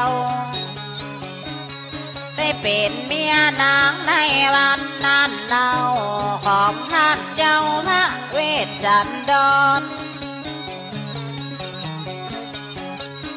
ในวันนั้นได้อยู่ด้วยกันกับผัวขวัญเมียนางจ้างแก้วมาหอดมาแผ่วถึงแนวกลางกันแต่งงานแล้วได้สักปีมีกันหาจารีเกิดมานอเจ้าเป็นลูกเวชสันดรนายมนต์มาดเจ้าเป็นเจ้าจ้างเผือกก้อยแถบมานานนครสีปีจุ่มเย็นนักหนาเปิดได้รักษาป่าไม้ใหญ่กว้างอยู่ชุกสำลานช่วยบ้านอย่างนานนครสีปีเปิดบ่อทุกบ่อจนก็มีกุศลป่าไม้ใหญ่กว้างอุดมสมบูรณ์ด้วยกันอย่างนั้นบ่ทุกสาลังเจริญรุ่งเรืองในวันนี้หาไหนบ่เหมือนเจริญรุ่งเรืองแล้วยังก้าวหน้ามูลศรัทธาได้ไขแต่เก่าเวชสันดรหุ่มกินหุ่มตานแบ่งศาลาดาน6 หลังนอจำที่ในนาครสีปีนอเจ้ามีแผ่วหอสันเขาและ4 มุมเมืองหลังที่6ตกหน้าประตูคนหลังไปดูสีปีที่หันพุทธอัศจรรย์วันนั้นทานไทยกันวัน8 ค่ำเดือนเพ็ญ8 ค่ำเดือนดับนั่นกลางเวชสันดรก้อยแถบนอเจ้าจริงได้เอาของจริงได้เอาเข้าพร้อมกับลูกเต้าที่ไปตอดเตตานเตตานยาจกยกเกือคนของจึงบ่ลังบ่โลตานของตานเข้าในปางนั้นกาเวชสันดรตานตายเพราะพระเวชสันดรเป็นคนหุ่มตานแบ่งศาลาตาน4 ปีนอจำเปิดตานของก้อยยังตานเข้าไผ่เติงน้ำบัดเดาในนครสีปีเป็นเจ้าจ้างเผือกก้อยยังมานานแต่เขาแต่กันเวชชันดรด้านเจ้าเลยบ่เงียบบ่เหงาวันนั้นทานทายมีเมืองหนึ่งนั้นขาดฟ้าสายฝนเป็นเมืองทุกเมืองโจรก้อยยังนอจำ เป็นเมืองกันดานอยากน้ำอยากเข้าผลจึงบอดรบแรงมาเมินนานเป็นเมืองกาลิงกาลาดนั่นนาว่าเจ้าพาญาคิดอยู่ที่หันยาจะได้กันวันนั้นทานตายจริงคือพามนั้น8 คนโดยกันจริงยอล่ายันปากวางปากันมาขอก้อยแถมเอาจ้างจิมพระเจ้านั้นยังเวทสันดรพระเวทสันดรหันจังพามมังมีความเมตตา8 คนที่หันนำมาขอจ้างเกลียวปากนั้นทานทายเวทสันดรได้ติดได้ตามหันในพามเดินตั้งใจเต้าได้มาขอจ้างแก้วนาเล่าเดินตั้งใจเต้าโน้ตัวใจลำเวทสันดรแต่ตักนักนำหอมกินหอมตาลโน้ตัวพี่เจ้าตั้งใจเอาในวันนั้นแล้วเวทสันดรจันตั้งเพียกข่าวปอหมอกปอบดาวพามน้อจำก็ได้ญาตินำเวทตันนั้นเล่าแก่พามเจ้า8 คนเดินทางนคร4 ปีเขาบอกพอใจพญาสุดใจย่นป้องป้อให้เจ้าเมืองบอกพอใจวันนั้นทานทายเสนาอามาตย์เมืองคอน4 ปีก็ยักขับหนีก้อยแถมออกบ้านนคร4 ปีก้อยแถมเจ้าบ้านเกียรติเธอเปิดตัดจ้างคือพามมาลานปัญญาสุดใจจริงน้องน้ำตาเป็นสันได้กาก้อยยังว่าอีกว่าเจ้าเมือง4 ปีบ่พอใจอย่างนานว่าจ้างตัวนั้นเป็นจ้างมงคลเป็นของกุศลเวชสันดรจานจำไปรบเมืองใดบ้านใดนั้นเราจะมีผ้ามีผุนบ้านเมืองจุ่มเย็นนคร4 ปีประกาศนักหนาคือลูกผาญาสุดใจว่าอีไหลงับขับหนีน้อเจ้าทานทายพระเวทสันดรก็ได้ไข่จ่าไข่ได้แก่นตาข้าจะดันหือในเมือง4 ปีไผ่บ่ตามาซื้อข้าจะดันหือลูกตาทุกคนข้าจักอยู่นี่แถม2 ลาตีแล้วก็จะหนีเข้าดงป่าหญ้าข้าบอกกับหลังมาแล้วกายักนานเวทสันดร7 ตั้งประการคือแก่ตั้งพามยาจบนอจำได้ตานแผ่วของได้ตานแผ่วเข้าตานแผ่วนำเหล่าสุลาเมลัยตานหมดตานพร้อมได้ความเต็มใจแล้วก็ลาไปก้อยยังว่าอีนางน้ำมาทีถึงบ่อยู่อย่างนาน พระเวสสันดรบอกนางมาทีกับกันหาจารีอยู่โดยพ่อเจ้าบ่ถ้าเดินไปในวันนี้เราปิดป่าไม้มืดเศร้าภูเขาดอยจันทร์ว่านางมาทีถึงอย่าไปโดยผัวว่าคำเต้าหัวบ่เสียผัวว่าอันจึงอย่าไปโดยกันวันนั้นทานทายปู่กับย่าอุ้มกันหาจาลีก็จึงจะหนีน้อเจ้าพระเวสสันดรอุ้มเอาลูกเต้าก็จะหนีจากปู่จากย่าเดินทาง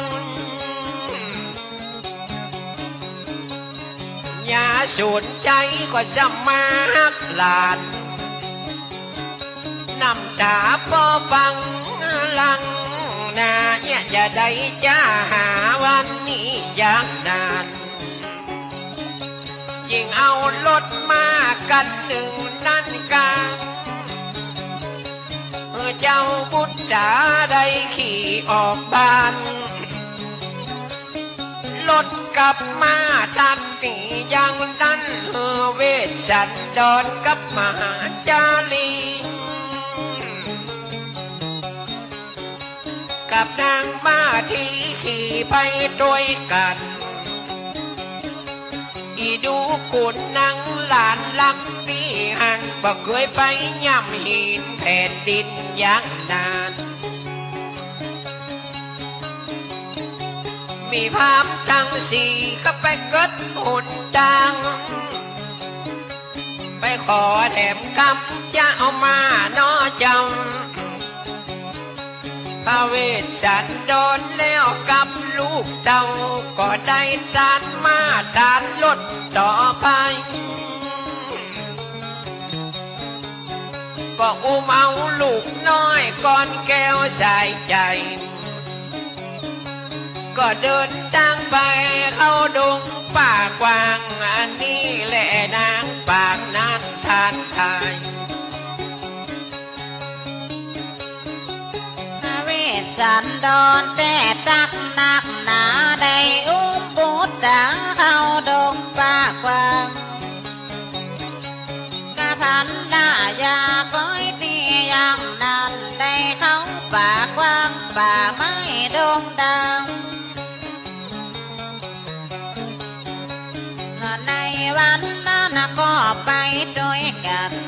เข้าดงดำป่าไม้ใหญ่กว้างเดินไปดับดังน้ออายพี่หน่อยไปถึงหน้าคอนยังเจตุลาดก้อยยังนั่นกลางมีคนออกมาลัทนาด้านเจ้าเศร้าเวยเมืองนี้เจอเจ้าบ่ถ้าเดินจ้องเจ้าเข้าป่าดงดังเมืองเจตุลาดบ่มีเจ้าพายางขอลิมนต์เจอนาเวสสันดรด้านเจ้าปิ่นพญาเจ้าเมืองนี้อย่างนาน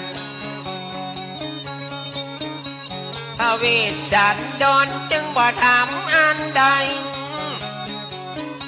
จึงจะลาไปน้อจำเลี้ยงเขาเลี้ยงของเงินทองนั้นเรายังบ่เต้าในนครสีปี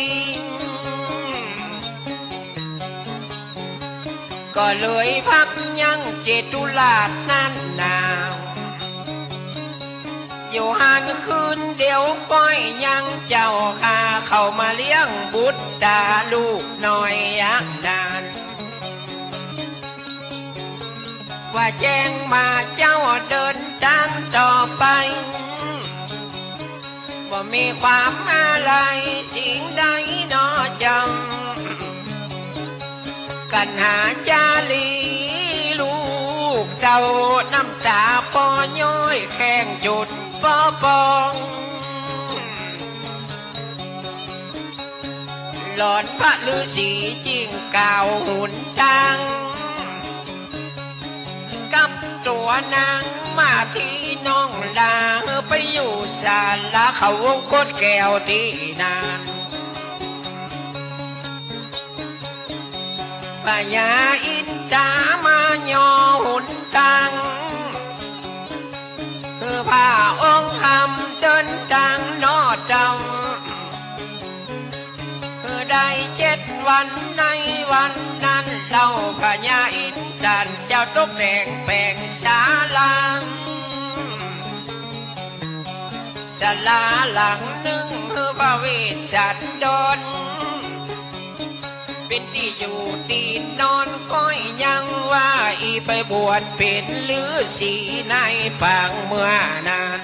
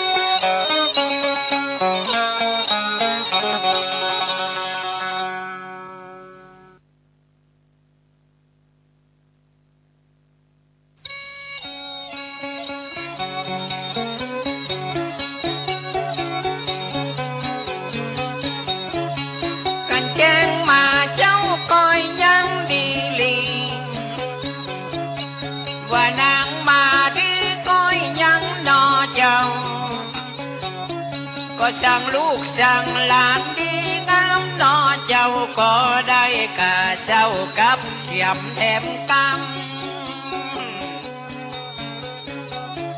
ก็ไปโลมากไม้หัวมันหัวใบเอามาถ้าเอาไว้เวชันโดนด้านเจ้าได้กลางโดยกลางเขาวันนั้นทานทายอย่าคิดตานาเรียงอามิตัดดาได้สามีกายังผู้พามเท่าเอานางมิตัดดาเดินทางใต้เต้าไปอยู่บ้านเจ้าอยู่บ้านศาลาคำในกาละนั้นตัดที่เจ้าคำเมียพามจังลายมาหุ้มด่าเจ้าขาด่านางมิตัดด่าทุกวันคำเจ้าอามิตัดก็อยู่แล้วนามึงไปหาข้าใจข้ากันบ่ได้คนสอยคนใจเจ้าข้าบ่ท่าหันหน้ากูจะหนีลาไปจะเอาผัวเทพใหม่ก้อยยังนักหนาไปเอากันหาใจคนใจคนสวยต่อไปอย่างนั้นอามิตัดตาตกดาแต่งทงอย่าเกยาผุกก้อยยังนอเจ้าดังหมากดังปูน้ำปูนอเจ้าใส่เฮือแก่พามเต้าก้อยถุงสาไปสะปะสาปันเต็งดาฮือผัวดังขอบดังขัวใส่ถุงพามเท่าจะลัดโดยลัดเขาวันนั้นท่านไทยกูพามเท่าก็บักคัดน้ำใจ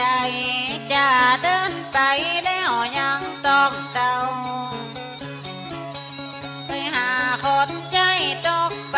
นั่นเราเขาดงเขาเหล่าไปตามหนทาง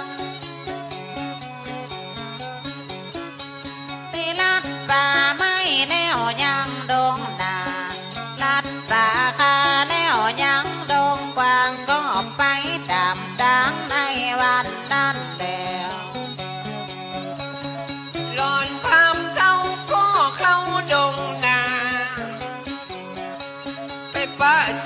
มาเจตบุตรนอเจ้า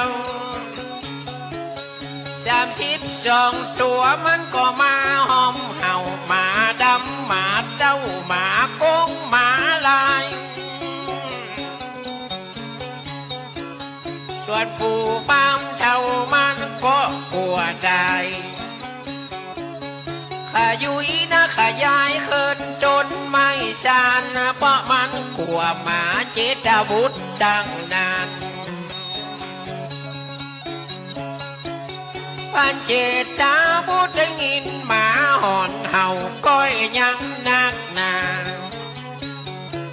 มันก็เดินตั้งมาหญิงพามผู้เท่าเก้าขอ10ขอย่อมือใส่เก้าข้าก็เป็นคนใจของพญาสุดใจเพิ่นเนื้อไปขอเวชโดนกับหลังเจตบุตรฟังกำจุหลอกตีหันเลยบ่ยิงชาติกำในปากเมื่อนานส่วนว่าพามเท่าไปปะลือสีจี้หุ่นต่างดีแก่พามเท่าไปเจอเขาวงกฏในวันนั้นเราจะลีลูกเต้ากลัวผู้พามมันก็พากันล่นลี่แก้วเกณฑ์ดวงตาลายละสารลาบวกน้องตีหันเจ้ามนตาคำวันนั้นทันทายส่วนผู้ฟาร์มเท่านั่งไว้บนคอเอาสีสอบอจาลีนอจำ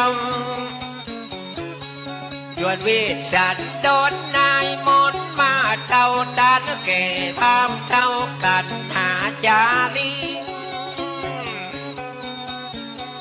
ก็คือลูกน้อยก้อยยังมาวันแข่งวันขาเวชันโดนตานเจ้าข้าบอกแดมจะไปโดยพามผู้นี้ในกาล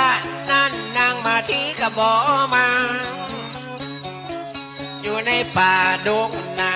ดูไม่น้อเจ้าเวสันโดนก็ได้ตานลูกเต่าในปากเหมือนนั้นก้อยแดมดีงาม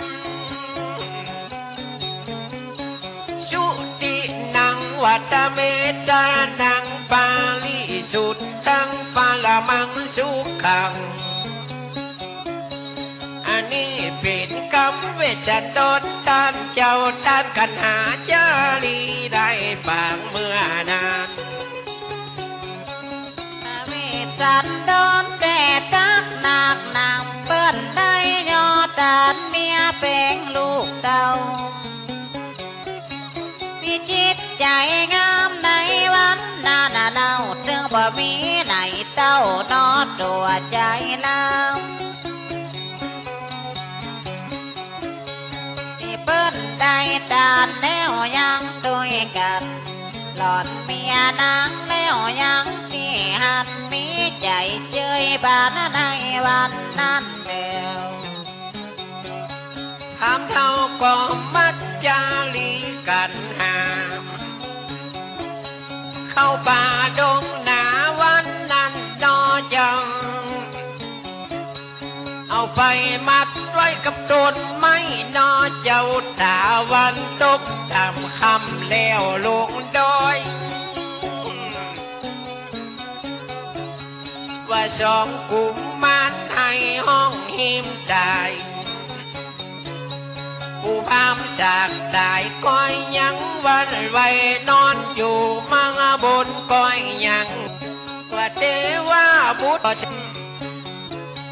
ว่าเด้งว่าดามาอุ้มเอาลูกอีวันนั้นนอเจ้าจนว่าดึกเตียงคอนก้อยแหมมานานนางมาตีคิดถึงลูก ก็เลยได้ลูกดงดำป่ากว้างก็จะปิกขุนทางวันนั้นทันทายปัญญาอินตาตาแหลงเป็นเสือกับสิ่งนั้นกานอนขวางทางเจ้าว่านางมาที่ก้อยยังนอเจ้าจริงยกวันไว้ก้อยสามือวันขอเสียสิ่งเล็กวินทางนี้ว่านางมาที่คิดถึงลูกเต่าตาวันก็รับเขาไปแล้วข้างนั้นนางมาทีแต่ดักหนักหนามาไล่หาบุตรตาลูกเต่าอย่ากลับหลังหันได้วันนั้นเราไปหาลูกเต่าในป่าไม้ดงดำนางมาทียังมาเสียใจ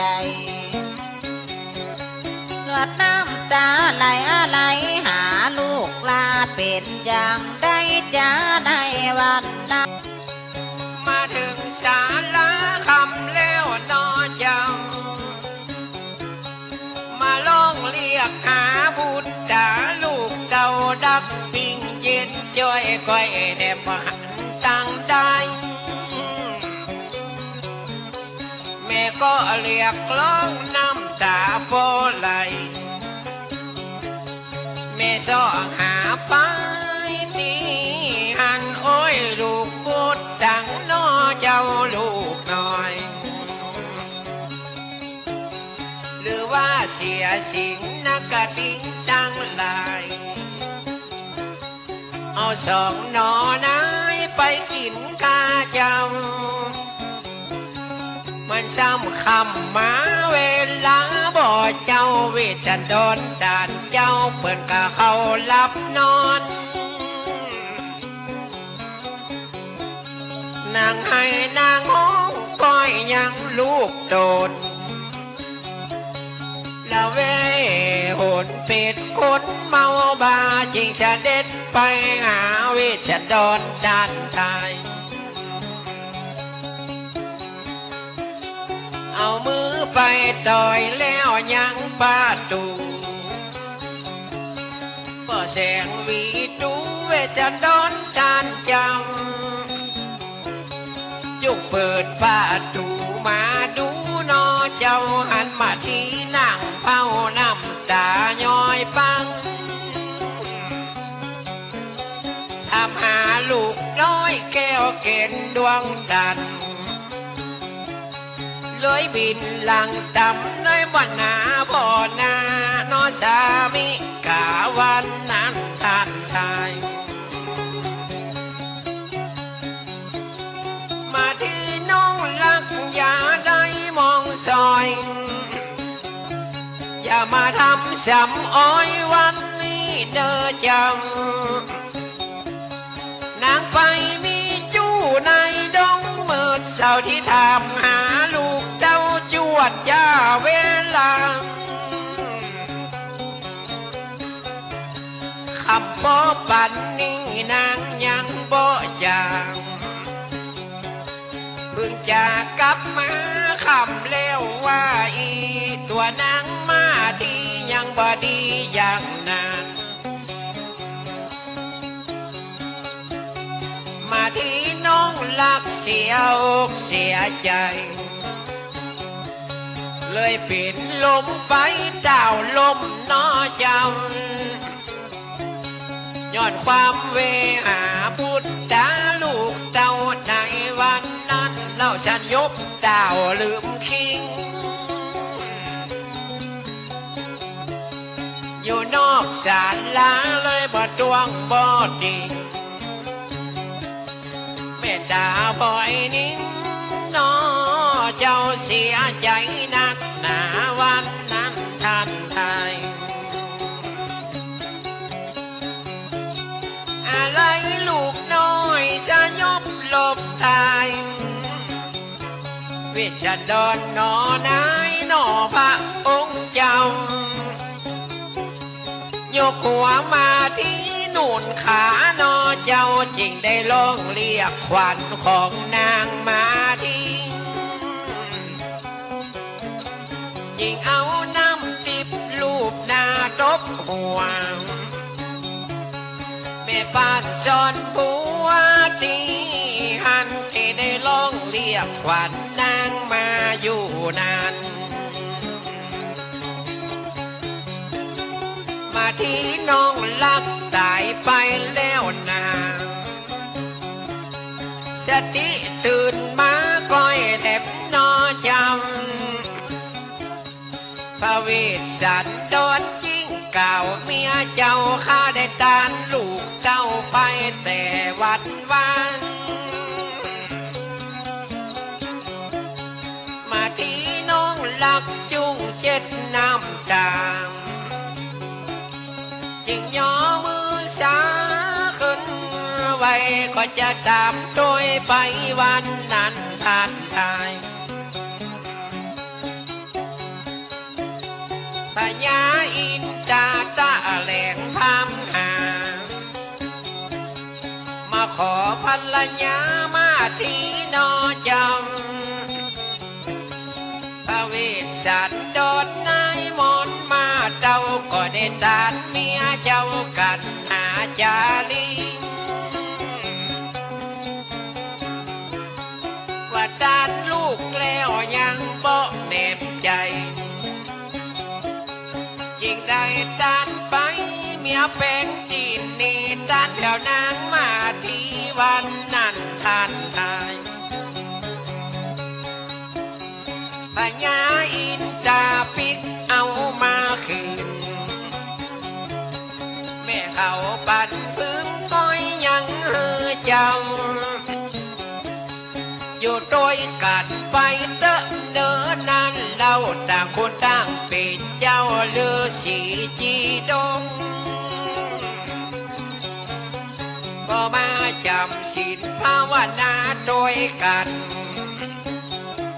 ก็จะกลับหลังหันวันนี้ว่าอีถึงกันหาจาลีอยู่ดงป่าไม้ในวันนั้นเปิ้นก็เข้าใจจะลำไรป่าไม้ใหญ่กว้างก็เอาเต้อดอกป้อซอยดอกบานบ่ตกสาลางต่างคนต่างไป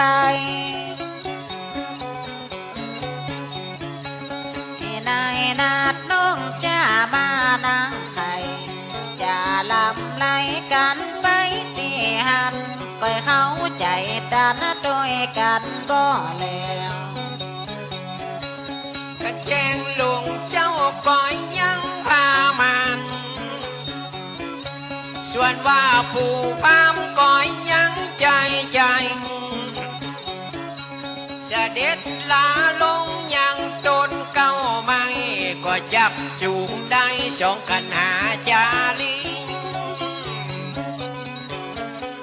ตีโดยเข็ดไม่ตีโดยเขียววายจนห้องไว้ลูกโดยในกลางดงลอยบางนานทานทายเสียลุงไปเข้าหน้าคอน4 ปีมาลืมแถมที่เมืองตัวนอจำนึกถึงมิตรตาภรรยานั้นเล่าเทวดาเจ้าตึดตันหุ่นจังไปถึงหน้าคอน4 ปีเจ้าขาปู่ย่าก็มาถามพามตีหันว่าไปได้บุตรจากตั้งใดมาอย่างนานเวสสันดรเปิดยกยอปันเปิดได้ยอตานก้อยยังนอเจ้าเปิดตัดกาไว้จาลีลูกเต่าจ้างลอยมา ลอยข้าคอยยิงใจกันพญาสูญใจไม่เข้าของลายจุมาไทยเอานายลูกลากันหาจารีวันนั้นท่านทายก็ไทยหลาดน้อยก้อยยังนักนางวันนั้นแล้วกาลาขาบ่อน้อยจ้างลอยมาลอยตั้งคาตั้งคอยตีในคือพอลอยก้อยแดบปอปันกันไทยเสร็จแล้วก็มาเลี้ยงปูพามต่างขีดต่างตันตีหันก็ปาลิปูดนางวันนี้อย่างนานและนอนเวทสันโดนนอเจ้าทานไทย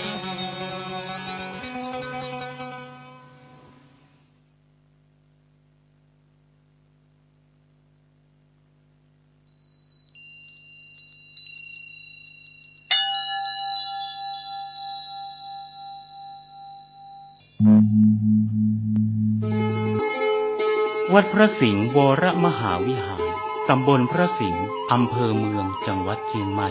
ขอน้อมเจริญพรมายังศรัทธานาบุญพุทธบริษัททั้งหลาย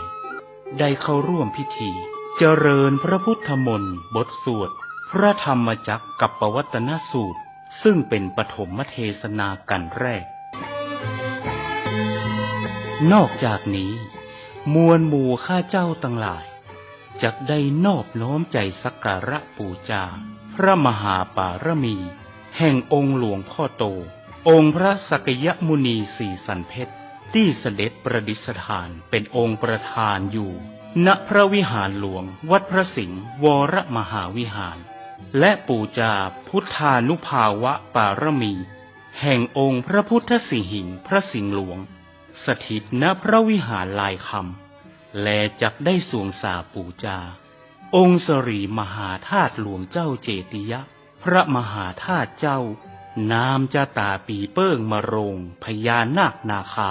พญางูใหญ่หั่นแลการเจริญพระพุทธมนต์บทสวดพระธรรมจักรกัปปวัตนสูตรณพระวิหารหลวงวัดพระสิงห์วรมหาวิหารนี้จักได้มีในทุกวันอาทิตย์โดยจักเริ่มขึ้นตั้งแต่วันอาทิตย์ที่4เดือนธันวาคมพุทธศักราช2565ตั้งแต่เวลา 16 นาฬิกาหรือ 4 โมงเย็นเป็นต้นไป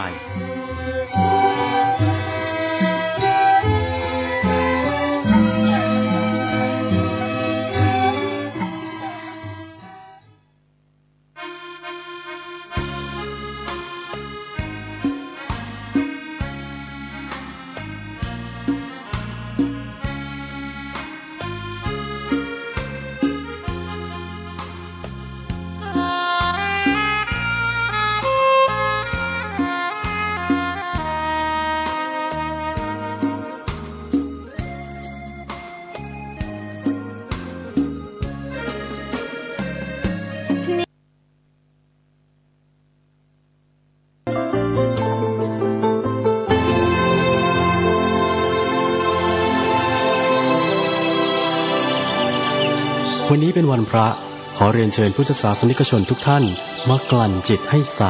กลั่นใจให้เป็นบุญด้วยการให้ทานรักษาศีลและเจริญจิตภาวนาน้อมจิตให้เข้าถึงพระรัตนตรัย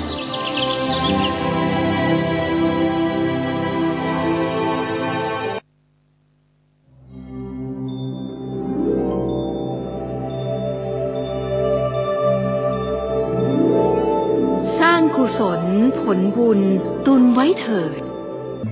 ขอเชิญร่วมงานทำบุญประเพณีส่งน้ำพระเจ้าทันใจและสวดอิติปิโส108 จบประจำปี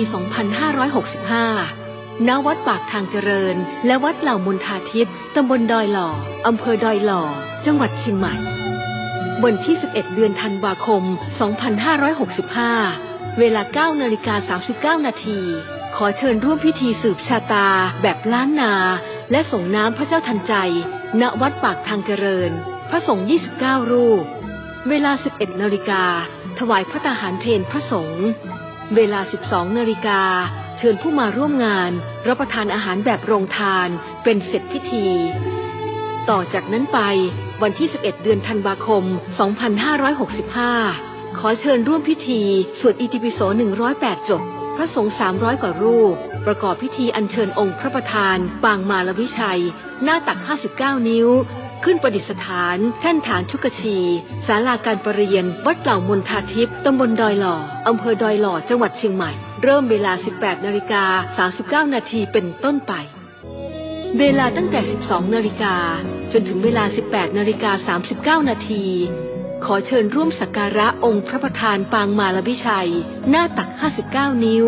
ที่จะอัญเชิญประดิษฐานณศาลาการประเรียนวัดเหล่ามนทาทิพย์ตำบลดอยหล่ออำเภอดอยหล่อจังหวัดเชียงใหม่เวลา 19 นาฬิกา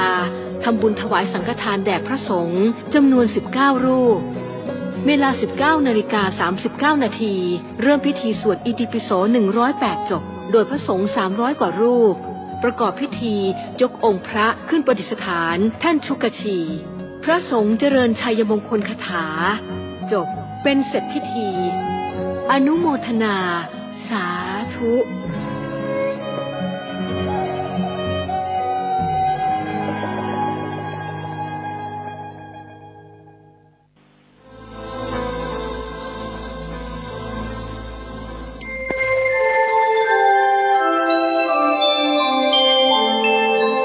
ขณะนี้ท่านกำลังฟังสถานีวิทยุกระจายเสียง FM 104.5 เมกะเฮิรตซ์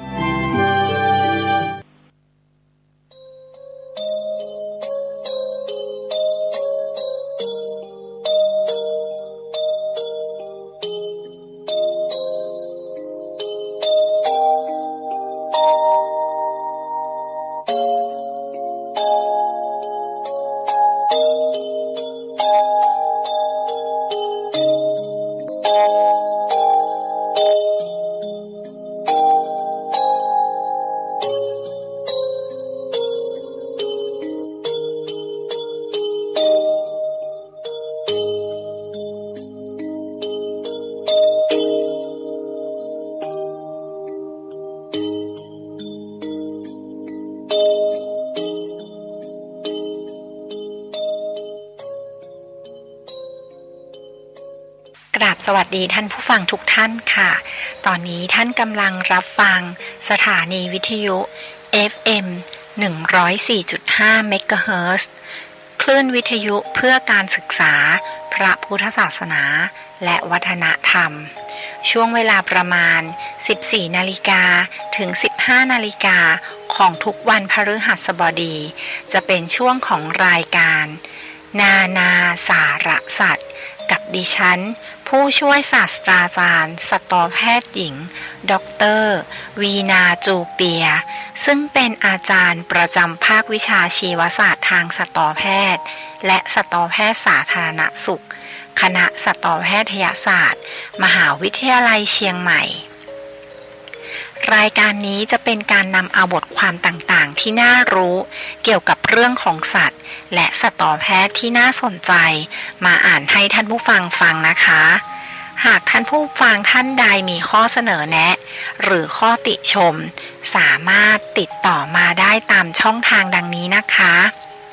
โทรศัพท์ที่เบอร์ 053-948-046 ซึ่งเป็นเบอร์โทรของภาควิชาชีวศาสตร์คณะสัตวแพทยศาสตร์มหาวิทยาลัยเชียงใหม่ขอสายอาจารย์วีนาได้เลยค่ะหรือโทรมาหาดิฉันได้โดยตรงที่เบอร์โทรศัพท์ 081-386-4746 หรือถ้าไม่สะดวกจะโทรศัพท์ก็อีเมลมาได้นะคะที่อีเมล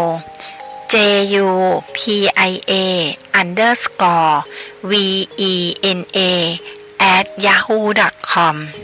หรือจะไลน์มาก็ได้ค่ะที่ Line ID win_wet 0814262556ค่ะ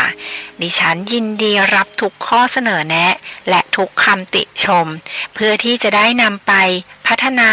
ปรับปรุงรายการต่อไปค่ะ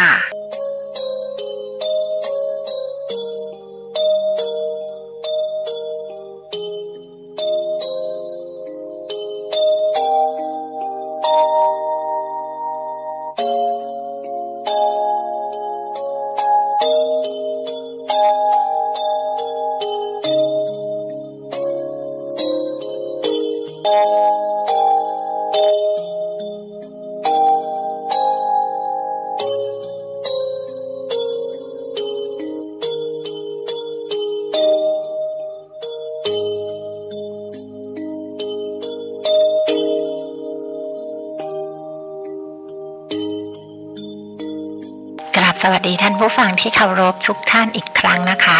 สำหรับในวันพฤหัสบดีนี้เราก็กลับมาเจอกันอีกแล้วนะคะท่านผู้ฟังสำหรับบทความที่ดิฉันเลือกนำมาอ่านให้ท่านผู้ฟังฟังในวันนี้นะคะจะเป็นบทความ3เรื่องด้วยกันค่ะบทความเรื่องแรกนะคะมีชื่อเรื่องว่าโปแลนด์จัดแมวเป็นเอเลียนสปีชีส์เหตุทำลายความหลากหลายชีวภาพนะคะซึ่งเรื่องนี้ดิฉันนำมาจากนิตยสาร National Geographic ฉบับภาษาไทยของฉบับวันที่2 สิงหาคมปีนี้เองค่ะท่านผู้ฟัง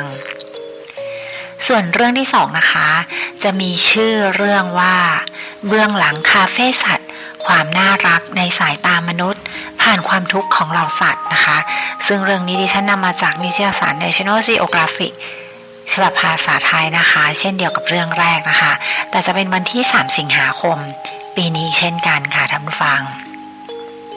และบทความเรื่องสุดท้ายนะคะที่ดิฉันเลือกนำอ่านให้ท่านผู้ฟังฟังนะคะจะเป็นบทความเรื่อง